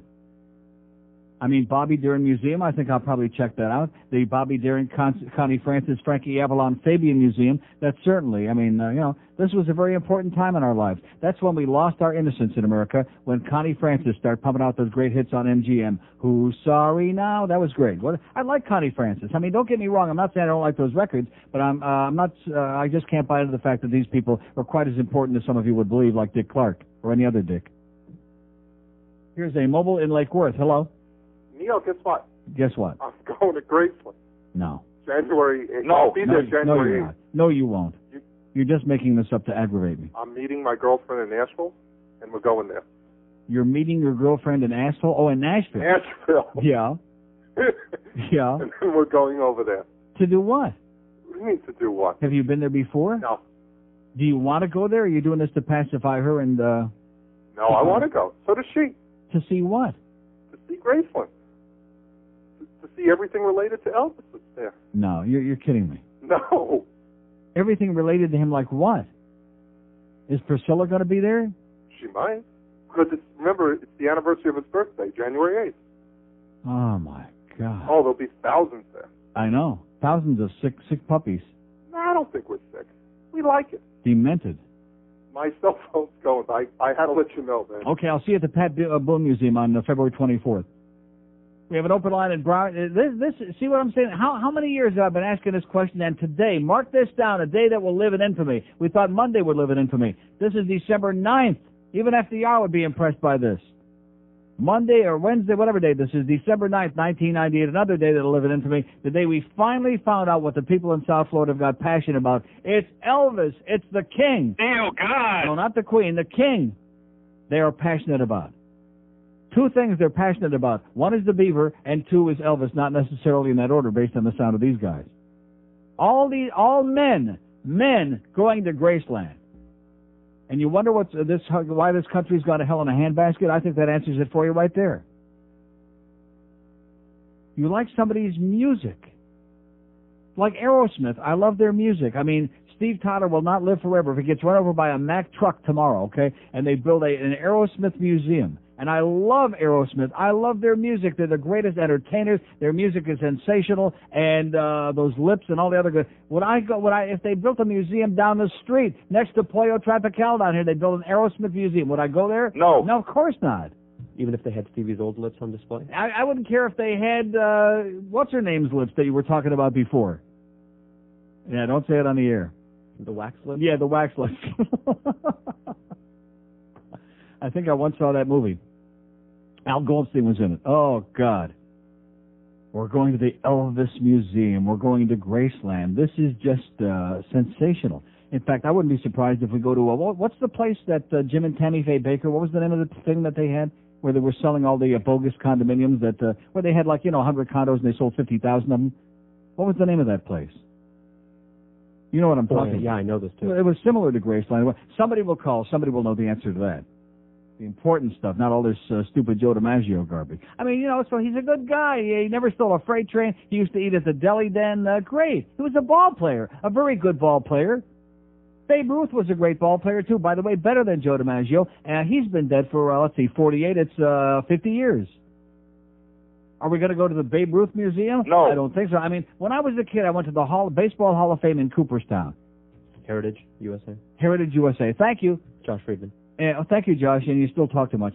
But anyway, so I went to the baseball hall in Cooperstown, New York, because I was going to camp up in upstate, up in the mountains there in the Adirondacks, and we went there, and it was, it was for kids. When I was in Toronto, like one of the first times a few years ago, I went to the Hockey Hall of Fame. For kids. I'm not a kid anymore. But was it interesting to me? No. Absolutely not. And in fact, there is more. If you walk into Maple Leaf Gardens in Toronto, in the lobby, where they have all the pictures and the memorabilia and Balia, there is more to see there than there is in the Hockey Hall of Fame. It's for kids.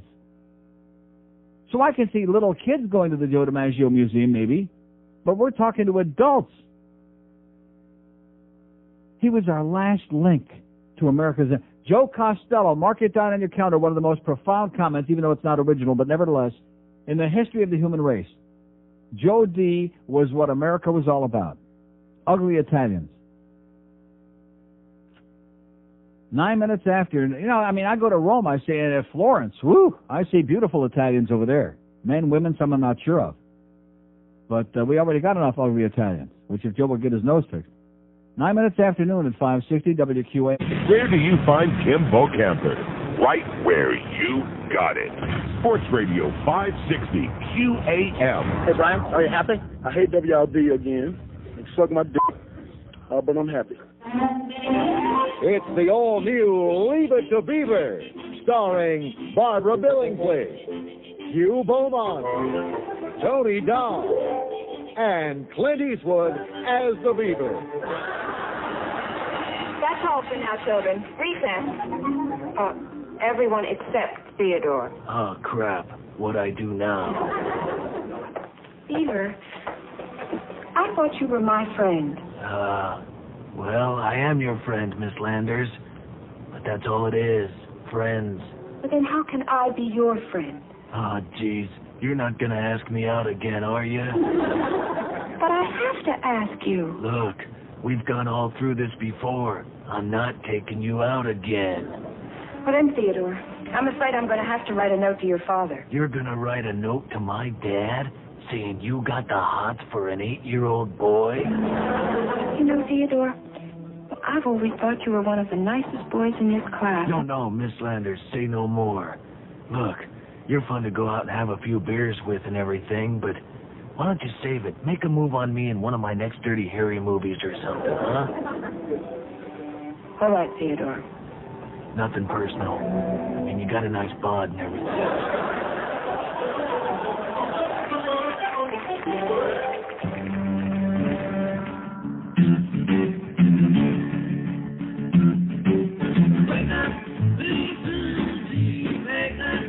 Okay, now I don't know about you, but I like the Everly Brothers a lot better than Elvis. Oh! So what? I mean, is there any comparison between the Everly Brothers and Elvis? No. And they looked a lot better too, by the way.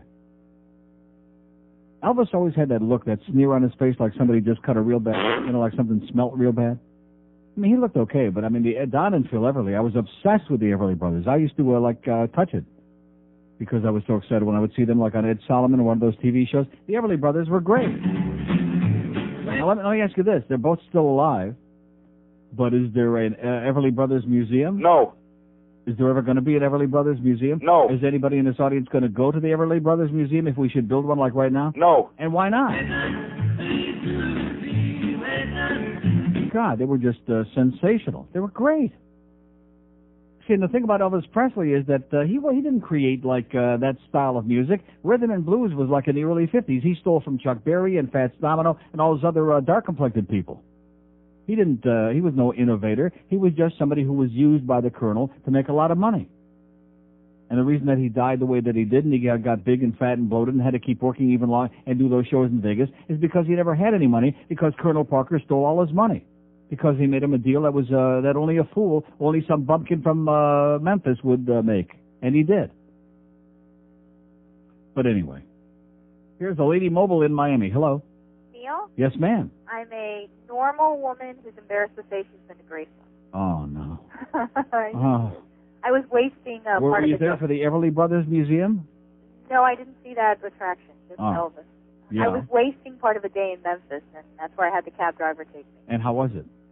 I don't know. It was pretty dull. The best part, you wouldn't appreciate, there's a cafeteria that has all of Elvis' favorite recipes, Uh-huh. and I had a fried nanner and peanut butter sandwich All there. right, It was great. delicious. And they had this old man who I think was his great uncle sitting in a cottage, and he would tell you stories about young Elvis. Yeah. He was like this old decrepit man that they kept there, like the groundskeeper, I think. Did he explain how come Elvis slept with his mommy, with Gladys, till he was like 19 or 20 years old in the same bed? No, it was a PG-rated tour. Uh-huh. You didn't even get to see Elvis's bedroom. Oh, my God. Uh, Now, did you get to see the body, at least, in the casket, the wax dummy? No, but they have an area where he's buried with his, I think it's his mother and somebody else, his dead twin. Well, see, there you go. His dead twin that died at birth or whatever. Right, and his name is spelled wrong on the headstone, so you're supposed to believe that was a sign that he's not really dead. Uh-huh.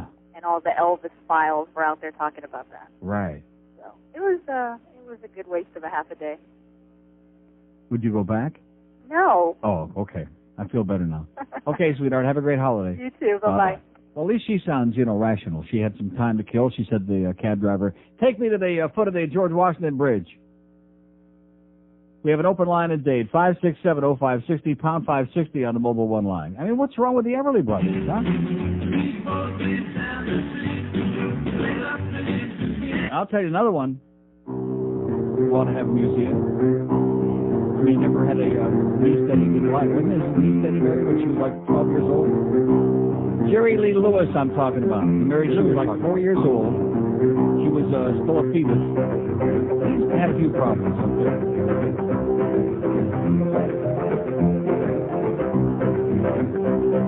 Oh, I'll tell you who ought to have a museum. Close personal friend of ours that was on the show before. Here's my story, it's sad but true. It's about a girl that I once knew. Okay, any comparison, Elvis Presley and Dion? No comparison whatsoever. Dion DiMaggio is 50,000 times the musician, the singer, the talent, the human being that Elvis Presley could possibly ever have been. Am I right? You know, gone down the road, stop at Fannie Mae. I'm gonna tell old Fannie what I heard of Bourbon Six. Don't stop me talking. I'm gonna tell everything I know. I'm gonna break up the signifier. Whoa, people, somebody's got to go.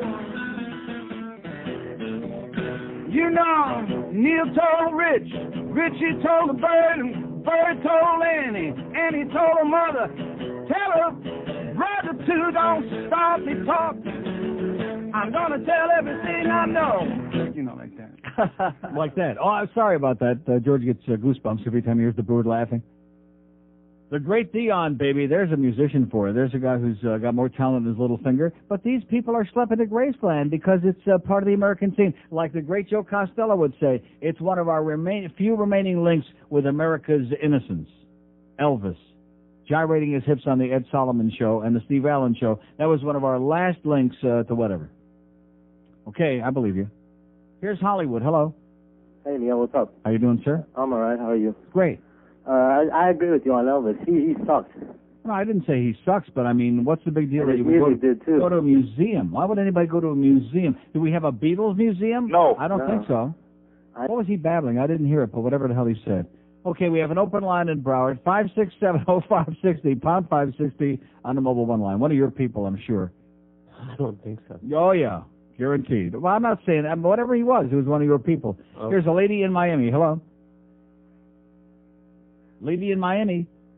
Hello. Yes, ma'am. Yeah, hi, Neil. Just wanted to tell you how much I appreciate you. You're just a voice in the wilderness. Yes, You're like I a am. child with And the emperor. I'm so out of step with the rest of mankind. Thank That's God. Yeah. you're like a child, you know, with the emperor's new clothes. Uh-huh. And I appreciate you. I mean, sometimes you get to think you're a little off, and then I hear you and the voice of sanity, and you're great. You and me against the world, sweetheart. Well, there's Against a few all these others. crazy people. And also, just if I might change the subject a little, as far as marijuana, it's medicinal. Yeah. I mean, I have glaucoma. Uh-huh. I get migraine headaches. Now this is all cures for these, or keep them abated, and it's good for depression. Uh-huh. And it's good for your appetite, Uh-huh. and it's good for pain, and there's nothing wrong. I'll tell you what it does. It stimulates the mind, and the government doesn't want our minds to be Right. stimulated. That's right. The government wants a lot of dumb, illiterate people out there, and they've sure succeeded well. Nice going, government. Yeah, well, Right. Thank you so much. My name's Sally. Thank you, Neil. I'll call again. God bless you. I'm Okay, so Sally. glad you're there. Thank you so much. Bye-bye. Okay, go roll a big brown one. We have an open line in Dade, 56705. Isn't that what Bob Lincoln said on that plane? I'm ready to drop a big brown one, and he sure did, right on all of us, on our heads. Oh, those great, and, you know, I still run into people say, hey, Neil, you going to do any more of those group trips to Vegas? And I say, no. Real loud, I say, no. Like that. That's right. Do you hear me? How about, no. How about now? Do you hear it? How about, no. Boy. Now, I'll be going to Vegas again, like, you know, with friends of my choice, like one or two. Not no more group gropes with the, oh boy. Those are the days. We have an open line in Dade County, 5670560, pound 560 on a mobile one. I have a great oldies thing here, but there's no disc in it. I guess somebody at the other joint decided they liked this one so much they would just kind of borrow it, like used to happen with the TV themes stuff all the time. Remember that? We'd have the jewel cases, but you look inside, oh my, there's nothing in there. It's empty. The cupboard is bare. Here's a mobile in Hollywood. Hello. Hi, Neil. Yes, sir. How are you? Great. Good. Neil, I think you're missing the point with Elvis. And what is the point? Let's hear it. Well, I think he's an icon because he of his antics on stage. America was more repressed then. He was sexual. He was a decent looking guy, wasn't he? Yeah, he was okay. He was all right. And we talked before on your show how America's a trailer trash country. Yeah. And he fit right in. I have no real explanation. Well, listen, if Elvis was an icon, then Jerry Springer must be a monster. He must be gigantic. Well, but Jerry Springer has no appeal. And I think Elvis did, and I think his appeal transcended his music. Well, then how come all those paid people in the audience are going, Jerry, how come they do that for an hour every day? Well, that's just a good because question. they're getting paid for it. Well, because Elvis is dead. Oh, I see. But Neil, Brooke Daniels, not to change the subject, Brooke Daniels is coming back. Where'd you hear that? Neil, I want to. Afternoon Drive, pal, on the Stupid Talk Network. I want to ask you a question. Yeah. You've been all around the country doing radio. How can someone who didn't succeed at one time be hired to not succeed again by? Listen, that outfit is famous for that. They keep shuffling the same people around, moving them around. That's the Pete Bolger philosophy, by the way. He did that on FTL. He does that all the time. He takes the same people, moves them around from one day part to another, and if they fail, the first time, he figures they're going to succeed the next time. He could put Brooke Daniels on at any hour, morning, noon, or night, and she still is going to have no numbers. Don't Rick and Suds have good numbers in the afternoon? Why would you? No, and there's nobody on that station that has good numbers. They have better numbers than the rest of the station, which isn't saying a lot. But on that station, how much are they going to do? You know. But I don't understand. What has Brooke Daniels been doing for the last 2 years? Does she look for work, or is she panhandling? She's been hanging out, waiting for the big opening, so to speak, and I guess she found it. The big opening. Right. Have a great day, pal. Everybody's looking for at least a little opening, and she found a big opening. We have an open line in Dade 1 in Broward, 5670560, pound 560 on the mobile one line. I'll tell you where you'll find. Just open wide and stick some real pleasure in there. We're talking about the Nick cigars now, of course. Today's Wednesday. Last time I'm really starving today. I'm going to have my Nisi balls today. You didn't know she had any? Oh, boy. I would love to keep you all to myself. Here's my story, it's sad but true, about a girl called Syphilis Sue. Oh! Had a bug and ran it around, gave it to every guy in town. Hey, hey, oh,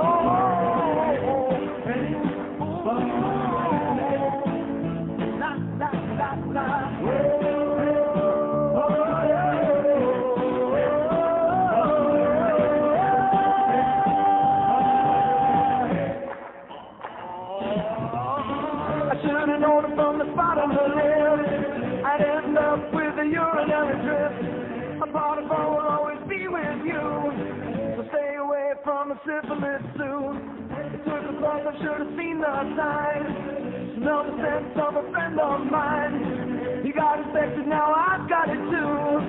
So keep away from a syphilis suit, yeah. Keep away from that girl. Hope that I'm still in voodoo now. Keep away from Sue.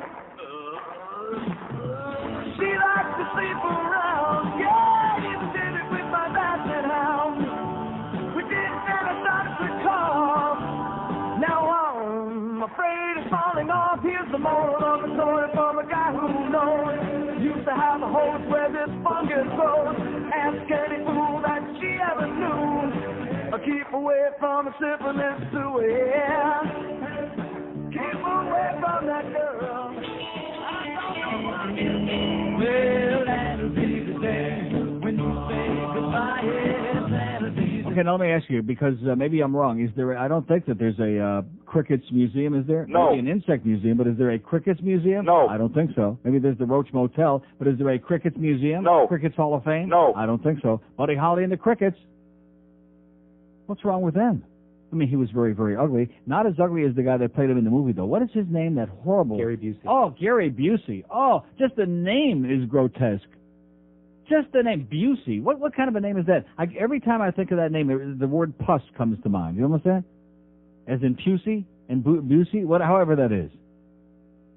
No, seriously, he's just a disgusting-looking human being, that Gary Busey, whatever his name is. But Buddy Holly and the Crickets, my God. If he would have been up there in a plane with a Big Bopper and Richie Valens, as a matter of fact, I'll tell you who else. I'll tell you one right now. Where the hell? What cut is this? One moment, please.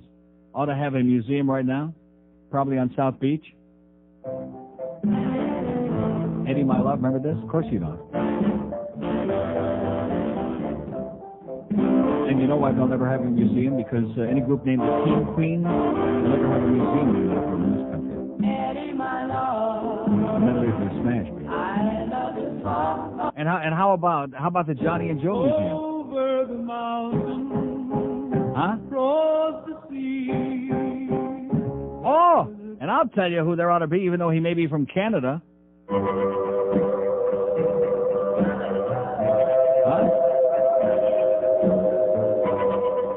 Never stole a slave train.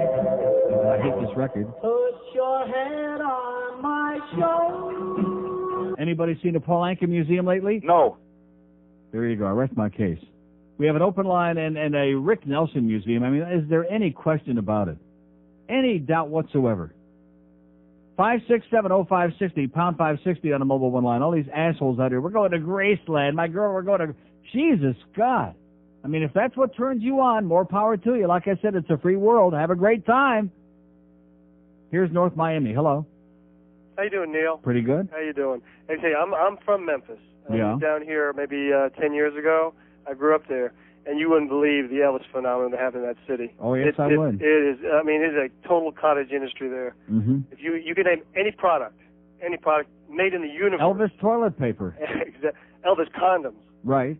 And they would Oh, have yeah.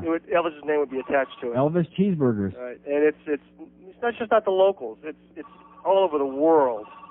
People signing the wall, writing on the sidewalk. See, what they really ought to do is have the Colonel Parker Museum, because he's the one that created this whole thing. You know, he made something out of absolutely nothing, out of very little.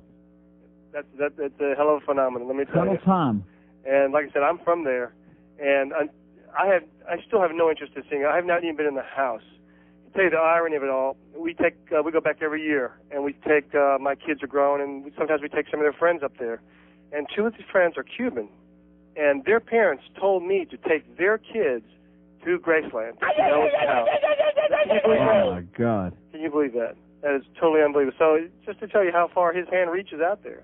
Yeah, it really does. He's even reaching Cuba. out and extracting it and grabbing it, right. I thought I'd just tell you that. Okay, thanks, pal. Great show. Bye-bye. See you in Graceland. Okay, there you go. They're all schlepping to Graceland, baby, because they're told that that's the thing to do. Just like all these people that are schlepping to the Sawgrass, and every time I ask the question why, they don't have an answer because it's a thing. Because somebody said, well, you're here, so this is a place you must go to see. Sawgrass. Is there anything exciting going on there? No. Any really phenomenal store that you must see, like major, humongous, like a Ferris wheel going around and being... No. Anything? No. No. We have an open line at Broward, all three in date. See, now I'm starting to date myself. Why don't you play the Teen Queens? That's the end of this show. 5670560 and pound 560 on the mobile one line. And that's back in the 50s when we didn't even know that we had any Teen Queens. Yeah, now he's doing it. That's the same one with his Adam, yeah. Okay, maybe you and Adam and Denise can elope, okay, asshole? Okay, one call left on the board. It's out of this world. It's in Jupiter. Hello. In 1975, when I used to live in New York, Neil. Yes. At the Nassau Coliseum. Yes. So guess who I saw? In 1975. At the Nassau Coliseum. Eddie and the Teen Queens.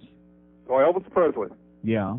And it was. And you lived to tell about it. That's right. I saw Judy Garland at Radio City Music Hall. And I had tickets. And Senior Wences. I had tickets to see him in 1977. Yeah. August 22nd. As you know, he died the 16th. I still have the As I know he died the 16th, like it's a date that I keep on the tip of my tongue? Oh, it's on the calendar. In my memory bank? Guess what? I still have the ticket. Yeah. Never traded in. I don't know what it's worth today, but I still have it. And I was at Graceland. Yeah. And I loved it. Why? What did you love about it? Everything. Like what? Give me for instance. Give me some reason that somebody should go there to see what? The 12 cars, the awards room, dining room. The awards room? The awards room. They said if you wrapped his records around, they'd wrap around the world, about 1.5 times because he sold in excess of 1 billion. Mm-hmm. And that was years ago. You got to say one thing. You're judged by your ratings, and that shows what a good talent you are. Now, Elvis sold, more than Sinatra, the Beatles, and Michael Jackson combined. So you got to say, I think that's wrong. Yes, he has. I think that's very wrong. No, it's Beatles true. sold the record. Yeah, George says the Beatles sold the record. No, they don't. Yes. Yeah. Is there a Beatles museum? There's nowhere near. Believe me, I'm telling the truth. Well, let me ask you this: Who do you? I've read 15 books. Who do you think had a greater impact on music around the world, Elvis Presley or the Beatles? Oh, Elvis. Because John Lennon even said, without Elvis, there would have been no Beatles. And without Chuck Berry, there would have been no Elvis. Well, you got to remember, Elvis. Is there a Chuck Berry museum? Elvis combined. Is there a Fats Domino museum? Elvis combined the country, the rockabilly, and of course the black. The rockabilly. Rockabilly. Oh. And the rhythm and blues and the gospel were huge influences in Elvis's life. And those four things combined, the rhythm and blues and the gospel and the rockabilly and the country, was put all together, and he put his own style into it. Yeah. And that was it. And you think you could play Viva Las Vegas? Neil, listen. Yeah. I'm listening. He's gone. He's back to the blow-up doll, okay? ABBA sold more records than Elvis. ABBA? They're the only ones that have I know ABBA. You don't have to explain to me, okay? I'm not explaining, but they're the only ones that come close to the people. Yeah. You better watch yourself, mister, because you're stepping on sacred ground. He combined the rockabilly with the crackability, with the Colonel Tom's ability, with Bobby Darin. How the hell did we find this piece of dreck, by the way? It's on some movie soundtrack. Beyond the Sea. This is a, it's an okay record, but I mean, it's not, if I never heard it again, it would be soon enough for me. It's not, it ain't no Dream, what is it, Dream Lover? Is that on there? Oh, no, it wouldn't be on there.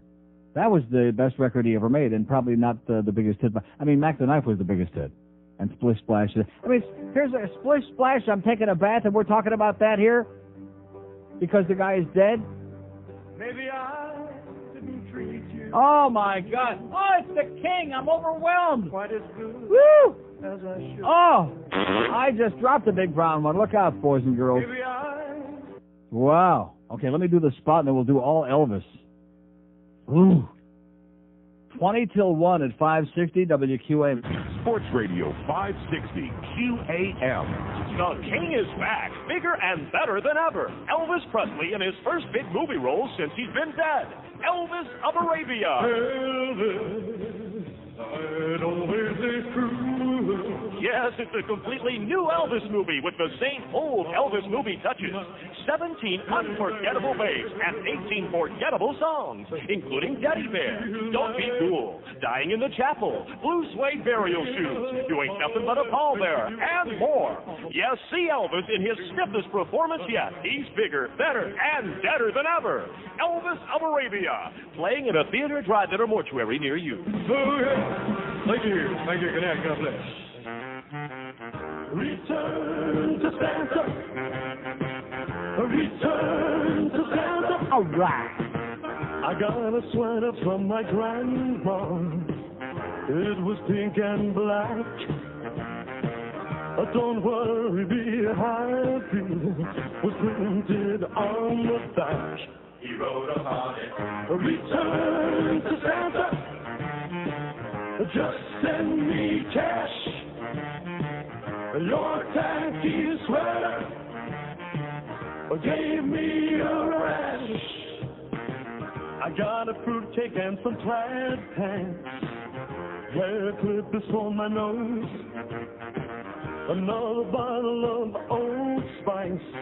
Boy, did I get hosed. He wrote upon that. Return to Santa. Who needs this junk? This year's Christmas really stunk. He wrote upon them. Return to Santa.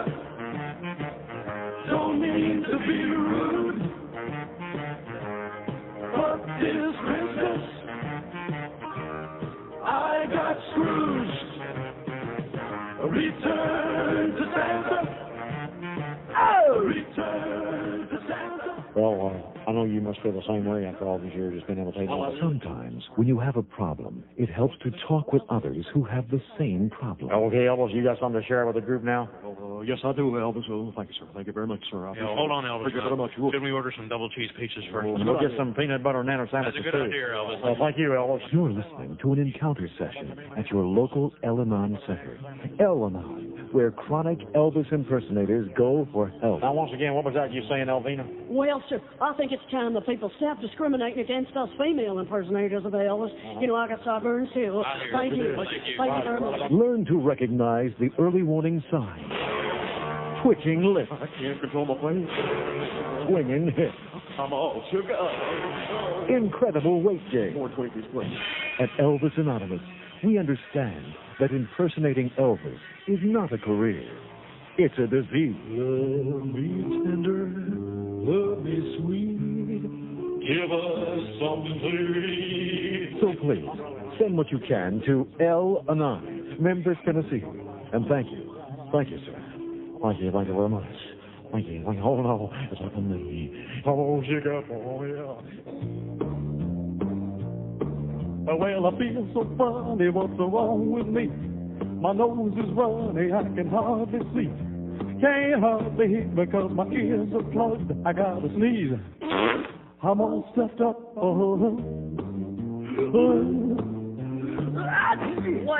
Thank you. Thank you very much. I need a little something for my allergies. Hand me that inhaler before I start to wheeze.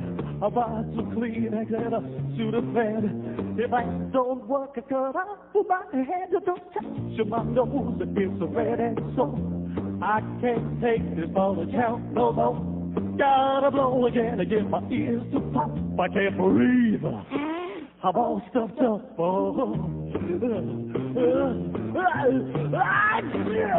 all stuffed up.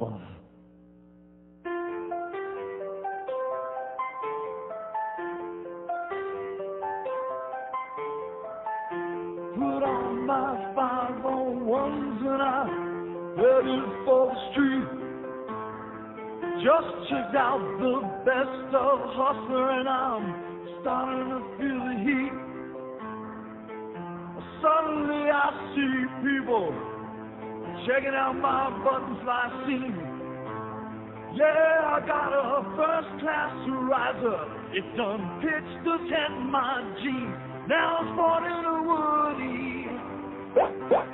I'm finding it impossible to conceal. I'm sporting a Woody. I feel like an axle without a wheel. Saw the ghost of Elvis.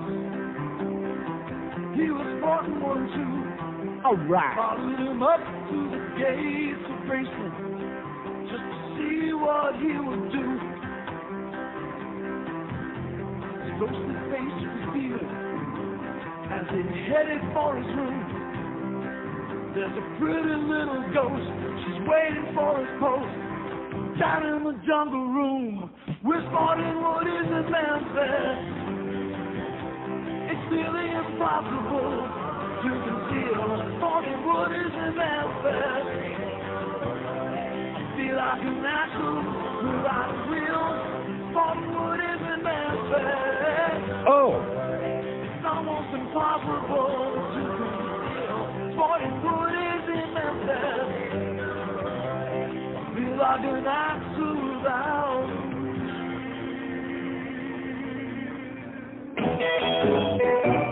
You've bought his records, you've seen his films, you've even purchased the Dayglow Velvet Memorial paintings at the gas station. As a true Elvis fan, you think you've heard it all. But wait, there's more. Now you can buy secret recordings of Elvis's last telephone conversations. Yes, it's the Elvis tapes. Hello, baby. This is Elvis. And I want you to come over right now and make me a big peanut butter and then a sandwich. A peanut butter and then a sandwich really get me through the night. You'll hear Elvis in his most intimate moments. Hello, Pizza Man, Pizza. Yeah, this is the Elvis. Won't you bring me over a couple large pies? Don't make 3. Don't make it 6, double cheese. Yeah, I'm home, I'm alone, and I'm hungry. And you'll hear Elvis reveal how he really feels about the one true love of his life. I want you back. I'm alive, baby. And on your way back, would you pick up some donuts, please?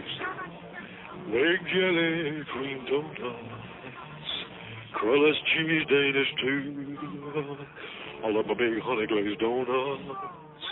Without them, I can't do. The Elvis tapes. Oh, give me more donuts. Available now in drugstores everywhere. I love to eat. Let me want to do. I don't know he's Italian. 12:53 at 560 WQM. It's our big Elvis extravaganza. Thanks to our very first caller out of the box. Oh! Here's Plantation. Hello. Plantation. Hello. Going once. You told me that there was something like exciting. He sounded really surly. I couldn't wait. He was surly? Surly about what? About you. About me doing what? I don't know. Maybe he's an Elvis fan. Oh, well, see, I got one call left on the board. I've alienated yet another segment of the audience. I'm working on doing it one segment at a time, you know. You start out with one ethnic group, then you alienate certain sports fans, and then you alienate certain music lovers. And today we've alienated all the Elvis people, I guess. Oh! This was good crap we just played, I would say. What the hell more could you want? All you Elvis files out there. 5670560, pound 560 on a Mobile One line. Come on, let's get Elvis intensive here today. This is what America's all about. I mean, it's not bad enough that Elvis has been dead 21 years, but Joe DiMaggio's right on the edge, too. Our last link to America's innocent past. Whatever the hell that means. Here's Hollywood. Hello. Neil. Yes, sir. I'm calling about the almost dead Yankee Clipper. Yeah. Who are these kids that are saying Joe D is our last link to the innocent past? The kids that were born 20 years after he stopped playing baseball. Right. What innocent past? They ever hear of Kinsey? They ever hear of Kinsey or Masters and Johnson? People were doing with everything that moved, including the family dog and the next door neighbor, for crying out loud. Just nobody knew about it. Nobody talked about it. Right. Look at those pictures of him in the nightclub. Thank God Babe Ruth wasn't a heavy boozer and carouser. Thank God for that. Yeah, right. Back in the 20s. Right. And just look at those pictures in the 30s and the 40s. People were smoking, they were drinking, and all my mother's friends in upstate New York and the suburbs are doing tranks, Milltown, and everything how else. easily people are programmed, though. You come up with some trite cliche, and you put it on some kind of a documentary or in some kind of a show, and right away everybody starts parodying it like, you know, like a minor bird. Right, absolutely. And my final point, Neil, because I'm out of material. Yes, sir. Marilyn Monroe makes Madonna look like little goddamn Bo Peep. Okay. Please. Okay. Well, she's not looking too good right now, though. Ask the Kennedys about that. Oh, they're not here either? Okay, we have an open line at Broward, all three in Dade, on our Elvis Fest. I thought that this would bring out all those Elvis people in the woodwork there. These men that are calling today, I thought it would be women. Women, the men that are calling about Elvis, I have to really raise an eyebrow way up there. Like that dog in Little Rascals, you know?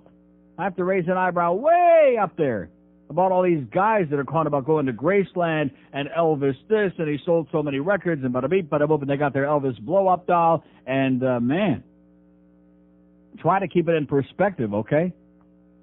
Just to keep a little respect for... Oh, God. That's right. Just have a little tiny bit left over for me. Not a lot. 12:55 at 560 WQM. The Neil Rogers Show, now on 560 WQAM, Miami, Fort Lauderdale. Well, this here's Elvis. And the Neil Rogers 1 to 2 hour has my personal stamp of approval. But I'm not sure if that's a young Elvis or a fat Elvis. Thank you. Thank you very much.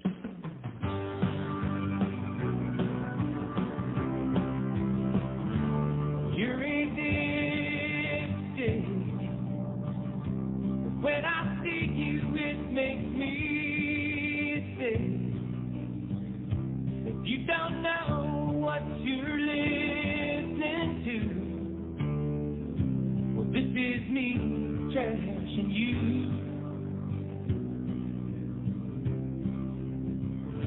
You got me riled up,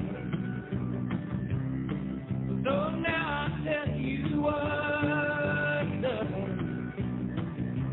You smell bad and you're ugly too. This is me trashing you.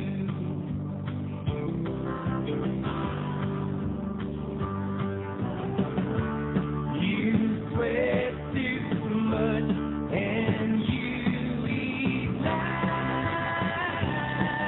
a pig.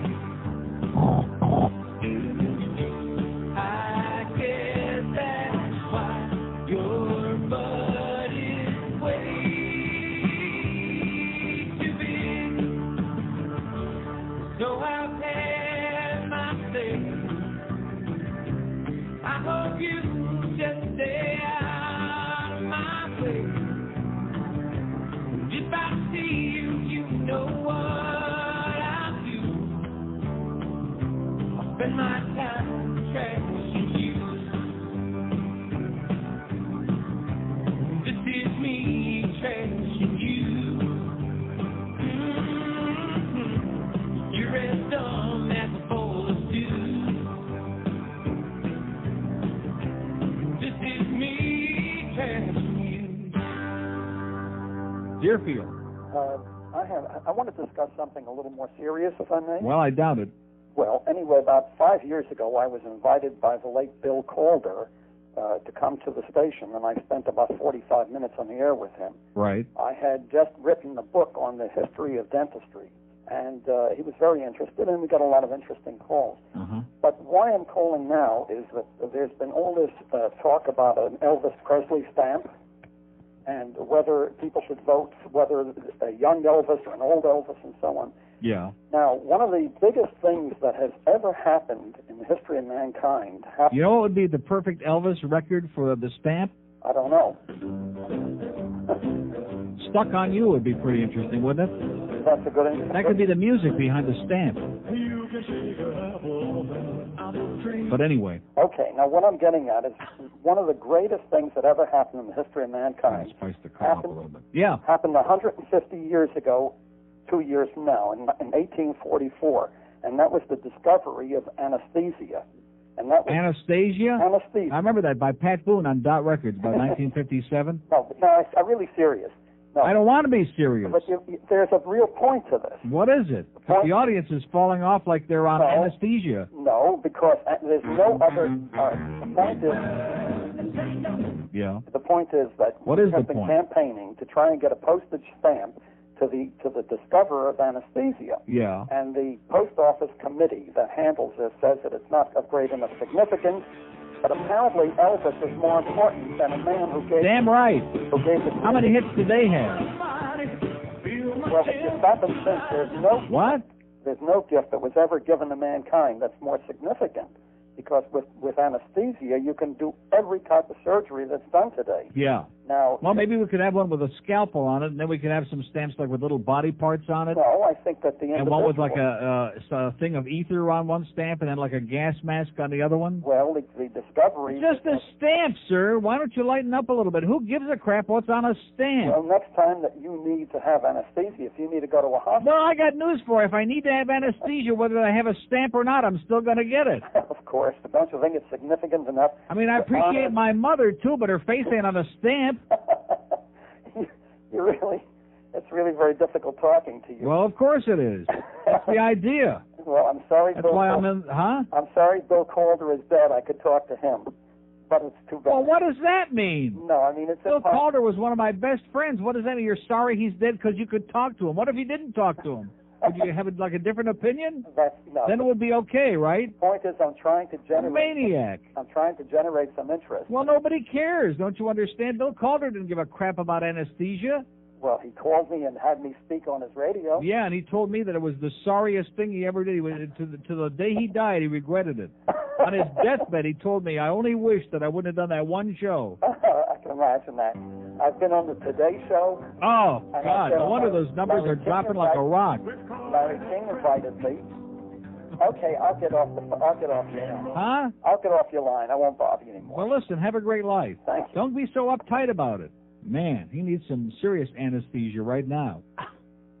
106 at 560 WQAM. Where are we going? Here's Coral Springs. Hello. Hey, Neil. Yes, sir. Hey, tell that guy just lick him. Yeah, he is looking at right now. I just saw something on CNN.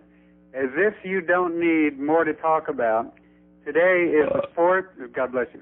Thank you. Today is the 4th anniversary of Joycelyn Elders being fired for talking about masturbation. Oh, my God. I guess we're going to have to play that thing, huh? Well, that is the funniest thing. So that was it. Okay. Man, see ya. Thank you so much. What is that thing called, by the way? Joycelyn. Yeah, but isn't it under Joycelyn? Joycelyn, yes. Yeah, it is, because she spells her name like a real funky way, Joycelyn. Hi, this is Joycelyn Elders, and I'm mad. Mad at those right-wing sons of bitches that forced Bill Clinton to fire me. Just who the hell they think they are? All I was trying to do was deal with the reality of sex and teenagers. Maybe if Jesse Helms had busted Chimp or Newt Gingrich had buttered the corn a little more, they wouldn't be so uptight. Flogging the dog never hurt anybody. And if people did a little more of it, we might save some lives. Hell, if Clinton just stayed home and spanked the monkey, he'd even be in less hot water. Teaching kids about masturbation would be no big deal. We could even take some standard teaching tools and just twist them around a little bit like, see Dick run. When you see Dick run, get to the doctor because you picked up a bad case of Crouch crickets. Folks, we got to get real about the realities of the world we live in. There are too many kids out there taking a baloney ride and parking their yacht in Hare Harbor. Now, if we just teach them to stay home and paddle the pickle, pump the python, walk the dog, wax the carrot, or tickle the taco, we'd all be better off. And that's all I have to say. Now, I'm going home now and see if Mr. Elders wants to pop it in the toaster, inhale an oyster, and buzz the grill on. And to top it all off, oh, you can't say that. It's a 12:08 at 560 WQM. So anyway, I discovered how to really piss off the audience, man. People who ordinarily are very friendly. Oh, we got one on there? WQAM. Hello, Boca. Hey, asshole. Yeah? What the hell do you know about old rock and roll? Nothing. Meaning what? Oh, this is the same jackass. No, you're an asshole. Yeah, okay. Same jackass that called before that I stumped him with What's the Reason I'm Not Pleasing You by Fats Domino on Imperial Records and Honey Charl on the flip side of Blueberry Hill. See, that's what happens when, you catch them with their oldies down. They just, all they can say is, he's an asshole. If you already know that, so what's the bulletin? Okay, pal, what's your point? But anyway, what I was starting to say is that, Elvis isn't a religion. He's not a cult. He's like beyond that. Beyond Jesus, beyond Moses, beyond Buddha, beyond Joseph Smith, beyond Al Solomon. I mean, he's beyond any of that. Beyond Abraham Solomon. Man, you dare... and all I said was I liked Elvis's music. I liked Elvis as a kid. I bought all his records. But I don't want to go to Graceland and see some stupid goddamn museum to him. That's what I said. Is that okay? No. Oh, I'm sorry. What kind of lifeless, stupid jackasses go to Graceland, Tennessee? First of all, going to Tennessee in the first place, you got to be a bozo. Talk about Mugwumpville. They make the people in Aintree look like big city slickers.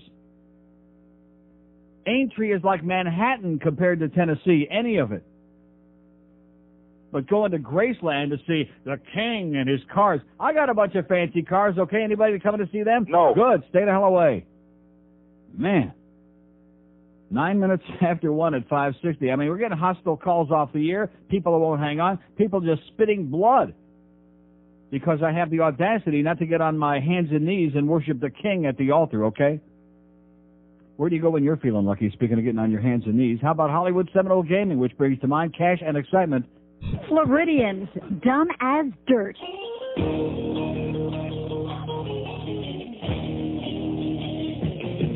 There's a brand new team, all the kids are learning to play now. In every big city all across the USA now. It's called Get Yourself Some Hardware and Blow the Other Fellow Away now. They've all got guns, guns, guns. Out there on the streets today, out there on the streets today. He's got a new machine started, it's a show and tell now, show and tell. Billy brought his lunch and a 38 special to sell now. They can terrorize the teacher and she'll let him out before the bell now. Before the they've got guns, guns, guns. Out there on the streets today,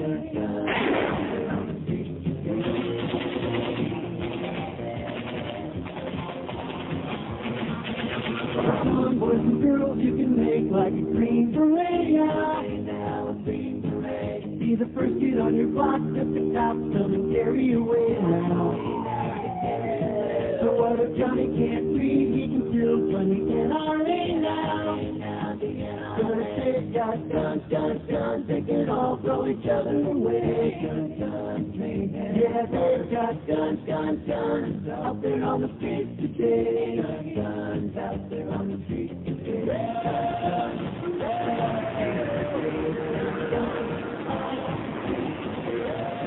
I'll tell you, there's another group. Could Elvis even come close to matching the Beach Boys? No. Not even in the same league, not in the same category. No. I mean, he couldn't lick Brian Wilson's ass because Brian would never get out from under the covers. But, I mean, seriously, he's not even in the same league. I know that a lot of you Elvis files out there are going to get real pissed off. What's wrong with you, man? What's wrong with me is that I got taste in music. Elvis was okay, but these guys were real musicians. Not just guys that had a shtick. You know, he had a shtick. He went on Ed Sullivan. He swiveled his hips. And, you know, for a while they wouldn't even show him from the waist down. Wow, he swiveled his hips. Well, guess what? Bill Haley and the Comets swiveled their hips, too, like before Elvis. But they were ugly and had that stupid curly thing on it. Oh, yeah, that spit curl. Yeah. No, seriously, every time I'd see Bill Haley, I'd go, yeah, he had a spit curl. And I said I wouldn't spit on the best part of him. But that thing... Here's a fax from Amy, by the way, who says, when are people going to get over the fact that Elvis is dead? Elvis is dead? Uh-huh. It's been over 20 years since he died. These people are worshiping the drug king. They love him, but hate Clinton. Go figure it out. I guess drugs are okay, but not sex. Uh-huh. Right. Nice going, Amy. That's right. Drugs are okay, but getting a blowjob here and there, that's evil. And that's why they're holding this. You know, the fact, all they're doing is saying the same crap again that they said last week and the week before that, and they're going through this exercise, and all the Republicans are going to vote for, and all the Democrats are going to vote against, and it's just another goddamn stupid political exercise, and more of a waste of taxpayers' money, and more proof that they don't give a crap about the voters or what anybody in this country says or thinks or does, okay? Nobody cares. In fact, they were talking this morning about the TV viewers. Yesterday, Price is Right was still on, all the soap operas, all the regular shows. If you want to see this garbage, CNN, MSNBC, the Obsessed Network, other than that, forget it, because nobody gives a crap. Here's a lady in Miami. Hello. Lady in Miami. Hi, Neil. Yes, ma'am. I just called to tell you I'm a huge Elvis fan. Yes. I have all kinds of memorabilia crap in my office and at home. And I also belong to the First Presbyterian Church of Elvis the Divine. Yeah, you were right it's when a church you said out of crap. New Jersey, Uh-huh.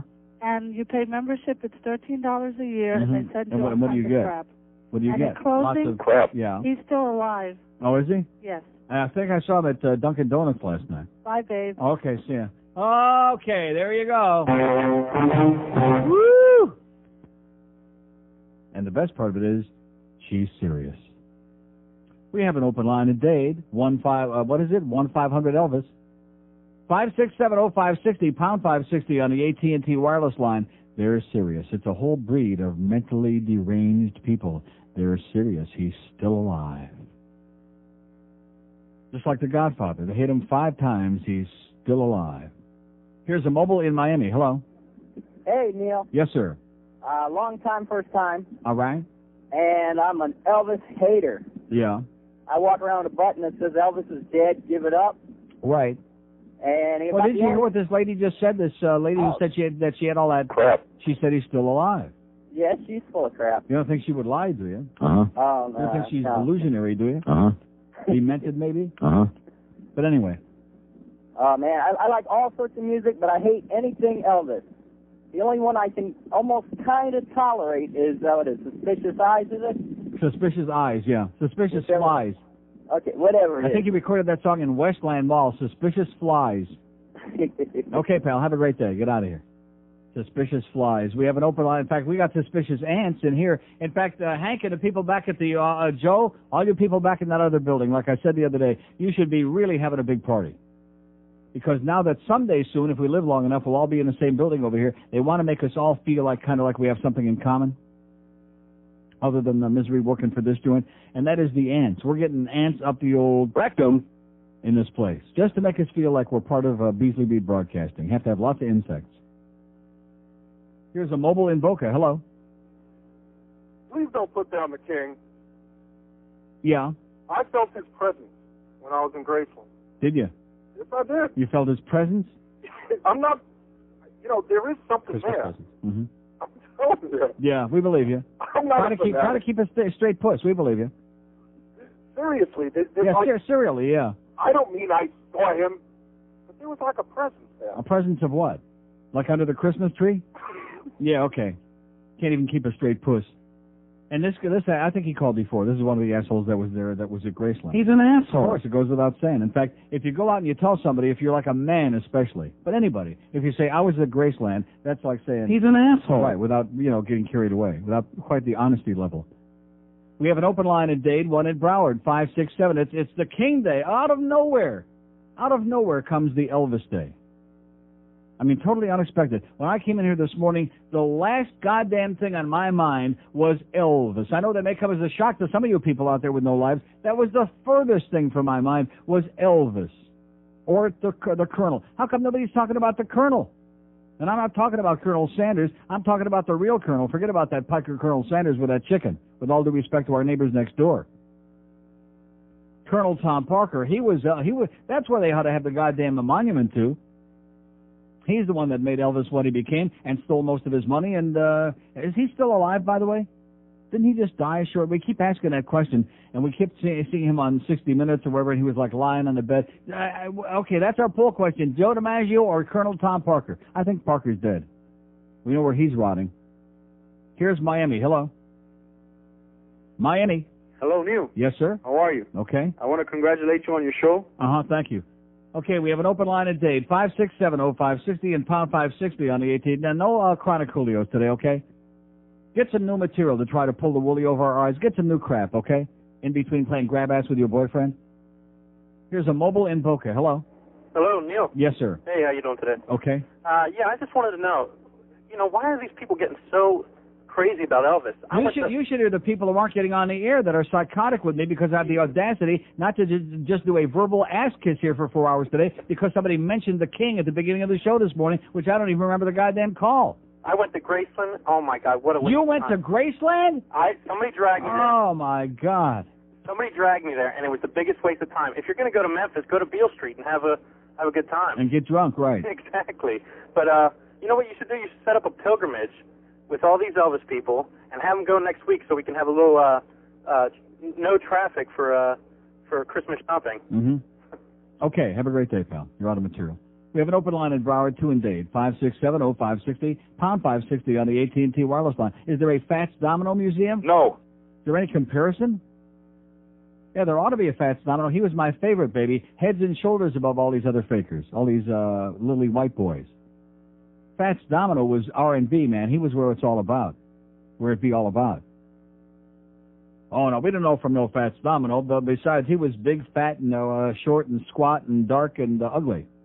But boy, he sure could sing. He sure could belt it out. Here's a mobile in West Palm Beach. Hello. Hi, Neil. Yes, sir. Yeah, first-time caller, long-time listener. Okay. Elvis sucks. Quick question about the... Don't say Elvis sucks. You're going to be getting prank phone calls at home any minute, sir. I got going to my first hockey game tonight. Oh. And the people that I work for, they have a box there. Are those luxury suites any good up there? Of course. They are. Of course. Okay. You can watch the first few minutes of the game, and then after we're down 3 or 4-0, then you can get drunk and have a good time and watch whatever on TV. Okay, great. All right. And what's the best way down there on the turnpike from Palm Beach? What's what? What's the best way to get there? On the turnpike? No, not on the turnpike, on the Sawgrass. Yeah. Well, you come on the turnpike to the Sawgrass, right. Oh, okay. And Sawgrass brings you right to Oakland Park Boulevard, and you'll see the sign. It says Mac Arena. Okay, great. All right, okay, see you there. Have a great time. Okay, good luck to us. Ottawa tonight, 7:30 at the arena. Going to be there? No. I'll be there. Open line in Broward, 2 and Dade. 567-0560, pound 560 on the AT&T wireless line. Who's your favorite recording artist of all time? Who sold the most records? ABBA, Elton John, Aerosmith, Elvis Presley, the Beatles. Or Buddy Knox. Or Buddy Knox, right. When all I want is parties out, come along with me where I'm feeling wild, to be ever loving and true and fast, to run her fingers through my hair, come along and be my fire. No, this is mine. Come along and be my fire. Great. Okay, love Buddy Knox. He was good. Who had the hit on Party? Oh, no, he had the hit on Party Doll. But you know who else recorded Party Doll on Coral Records, by the way? No, you wouldn't know. His wife is Edie Gourmet. I still wouldn't know.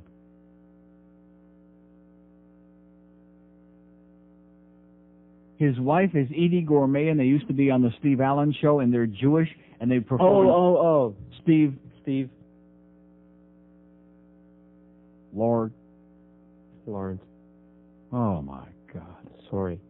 And I just got them this seen is up like Joe Costello again. giving me a lesson on America losing its innocence when Joe D, whatever, he's our last link. Is you telling me about Steve Lawrence and E.T. Gourmet. Yeah, he had a cover on the Party Doll. See, back in those days, it was very common, somebody to have a big hit, and somebody else would come along with a cover of it, I don't think that happens much anymore.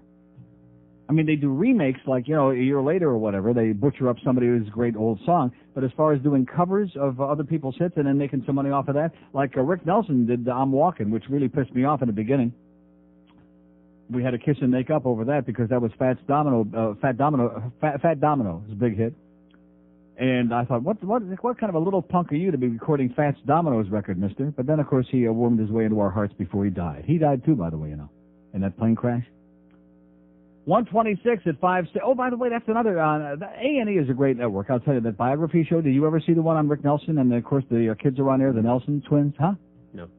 Good show. Depressing, but very good show. 26 after 1 at 560 WQ. Ray Whitney has a pair.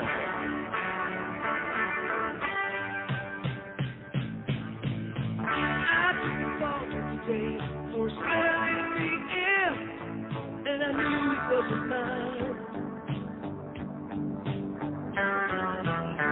My new girlfriend was standing next to me with her hand in her behind. I thought of all the babies we've been through and how I had guessed, and she did too. Of her achievements, she could empty out a room and create a space between us that could spell impending doom. Baby, been trying to decide if she barks doesn't matter, and my knees can't meet. And my eyes start to water, and I think it's about forgiveness. Even if with every whiff she keeps glowing evermore. There are women in your life who will deny that they ever fart. They poop sometimes. So they look you in the eye, baby, and say you're wrong. Then they'll fluff up those bed sheets and drop you a bomb, baby. I'm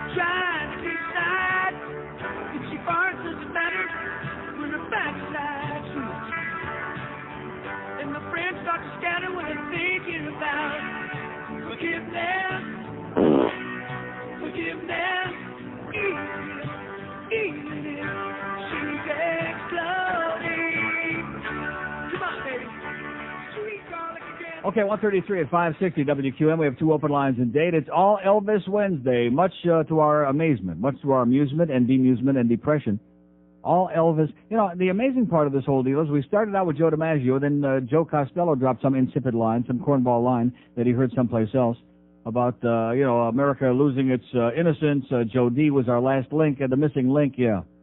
I think he's got him confused with Patrick Ewing, who looks more like the missing link to me. But anyway, and then I come up with the horrendous news about Michael Zaslow. Roger Thorpe from Guiding Light for 25 years dies at the age of 54. Did we get one call about that? No. Or any of my Guiding Light people mourning that today? No. All we're doing is talking to China about Elvis, who died 21 years ago. Does anybody care about Michael Zaslow, Roger Thorpe? No. No. That's America for you. Just like the day Mel Allen died. I come into work the next day, and I'm just crestfallen. I'm just crushed.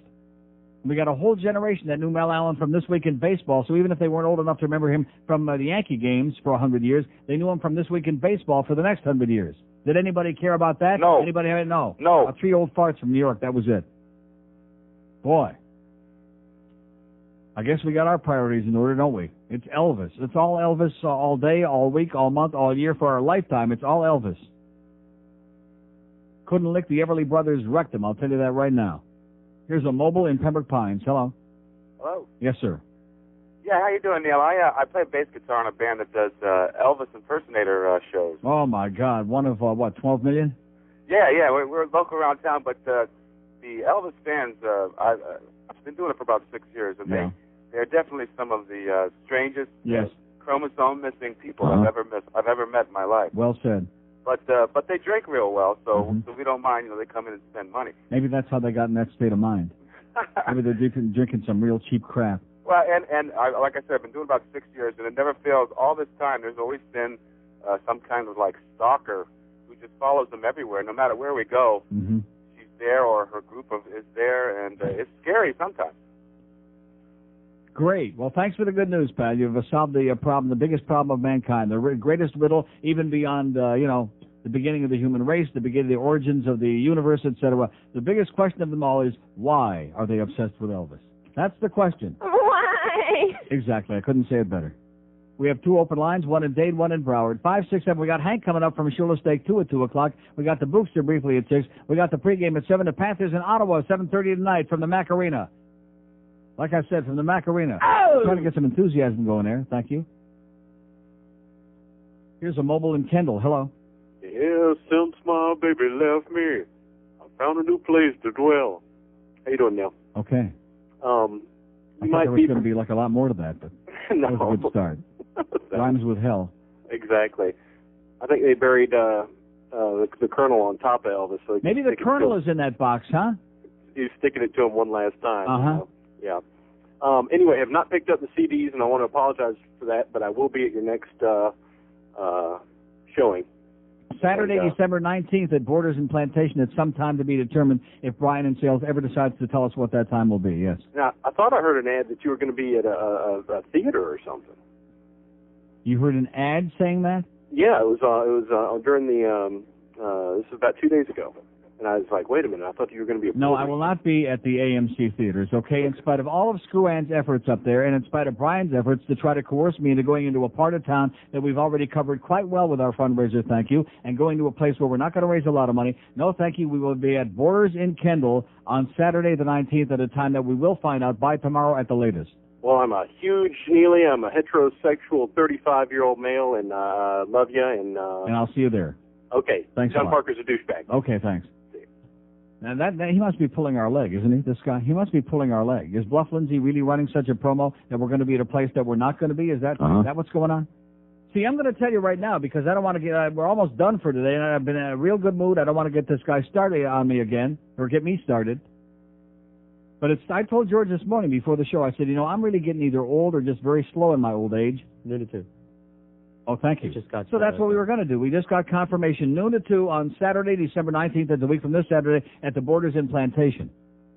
But at the risk of, finishing what I was starting to say, Forget about Greg Reed. Forget about Flimsy. Forget about the Beastie Boys over there in Naples. There are two people that run this joint. I was telling George this morning, it's taken me almost a year to figure this out, and they're joined at the hip. The Water Nazi and Screw Ann. Those are the two people that run this entire operation. Everyone else is insignificant, and don't ever delude yourself into believing anything otherwise. It is the most bizarre operation I have ever seen in my life. I don't know why they wield the power and the authority that they do. There's a lot of speculation about that. I have no idea what the real reasons are. But here are the two evil sisters, the twin evil sisters, joined at the hip, joined at the rectum, who just absolutely run this place with an iron fist. And all the rest of us are just, we're just passengers in the night. 21 before 2 at 560 WQME. Hi, this is G. Gordon Liddy, and they don't come any worse than Neil Rogers. My dad knocked me off. He raped me when he tied me up. When I was young, the name Randy. I was killed by my daddy. My dad knocked me off. I was a little tweenie. It's not a media mystery. My mom's the one who knows. He beat me and beat me with the rapper hose. And that's my dad, as you know. He's wealthy and owns most of Colorado. So they're gonna let him go. My dad knocked me off. He needed me to get it up. So he's the one who did it. You'll never hear him admit it. My daddy knocked me off. My daddy knocked me off. Okay, that's for Danny the Side Painter, who faxes me a fax, which I guess is what you get on the fax machine, is a fax. There you go, Danny. And God bless you. And you do look like Sal Neil. Okay, where are we going? Grassy Creek, North Carolina. Hello. Hello, Neil. Yes, sir. How you doing? I'm doing great. I'm doing great, too. I got out of South Florida. Yeah. I moved up to the mountains in North Carolina. Yeah. And I was listening to you the other day, and I wanted to let you know just how religious they are up here. I'm sure. There's a church on every hilltop Uh-huh. with a membership of about 20 people. Right. It's a dry county. No beer, no wine, no alcohol. Mm-hmm. or Allegheny? Ash. Ash? Ash County. You bet your sweet ash, yeah. That's right. But it's great. There's no more traffic to fight. Uh-huh. The only immigrants up here are the Mexicans they bring in to cut the Christmas trees. Good. Then get them back where they belong, yeah, afterwards. That's right. And it's much better. You should come up here. You'd love it. Yeah, that's what George says. He says you're right down the road from where his joint is up there in North Carolina. No, yeah, he was talking to me about it. It's right up No, the I'm road. not too big on those woods people. I'm not too much into them yet. Well, the biggest crimes up here are incest and child molestation. Right. Goes with the territory. That's right. Okay, well, listen, I'll see you in Aintree. Thank you. And have a great life. You too. Bye-bye. Grassy Creek, North Carolina. First call ever from Grassy Creek. Oh! Let's have a party. By the way, is there an Ernie Cato Hall of Fame? No. Huh? I'm just looking at some of my oldie CDs, by the way, which I used to have a hell of a lot more, but I noticed over the years they kind of like thinned out a little bit. In addition to which, my Elvis, the reason that I can't play any real Elvis music today is obvious because in fact, I just threw them out because I had the 2 jewel cases at IOD. But one day they turned into empty jewel cases because we had somebody over there that liked Elvis a lot. I don't want to say it was Chris Baker, You know what I'm talking about? Oh, my God. Yeah.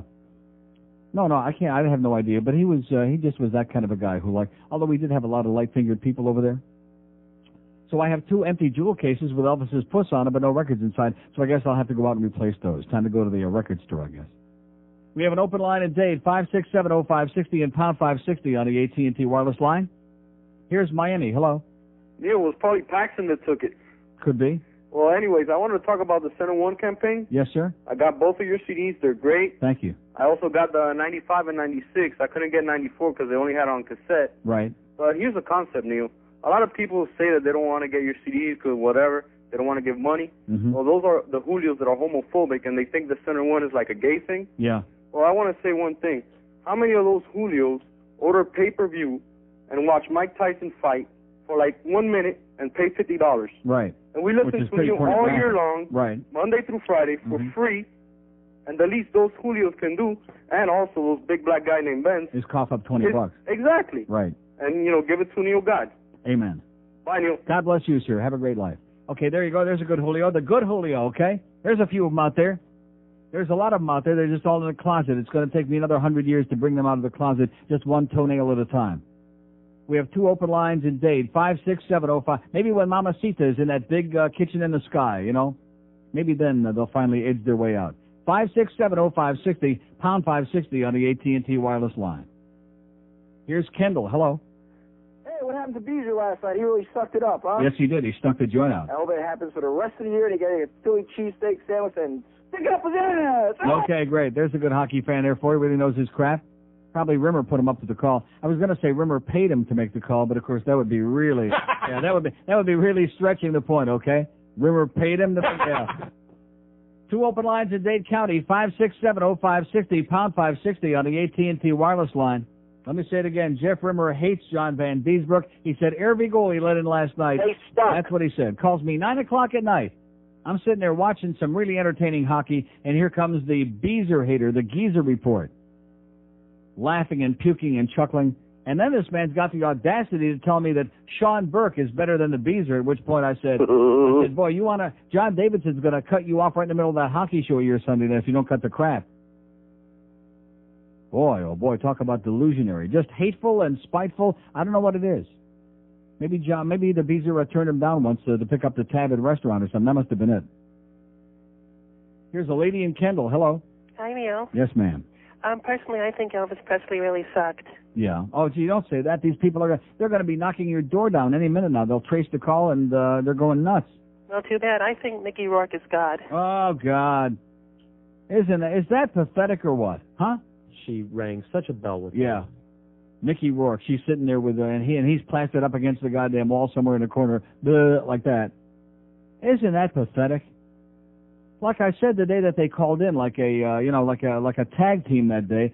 We're not here to try to resuscitate some old washed-up has-been's career, okay? If that's the best you can do with your time, Mickey, better go read some scripts or something somewhere. Or maybe I understand Wendy's is looking at the drive-thru. 2 open lines in Dade County, 5670560, pound 560 on the AT&T wireless line. See, leave it to Mickey Rourke's whatever she is. Leave it to her to be ripping the king. Man, oh man, Chevy, you got some nerve, sweetheart. That fucking bitch. 10 before 2 at 560 WQAM. Neil Rogers is my lover. Well, congratulations. Get a life. Language tape number 6. The convenience store. Follow along and repeat. Convenience store manager. Hello, may I be to helping you, please? Repeat.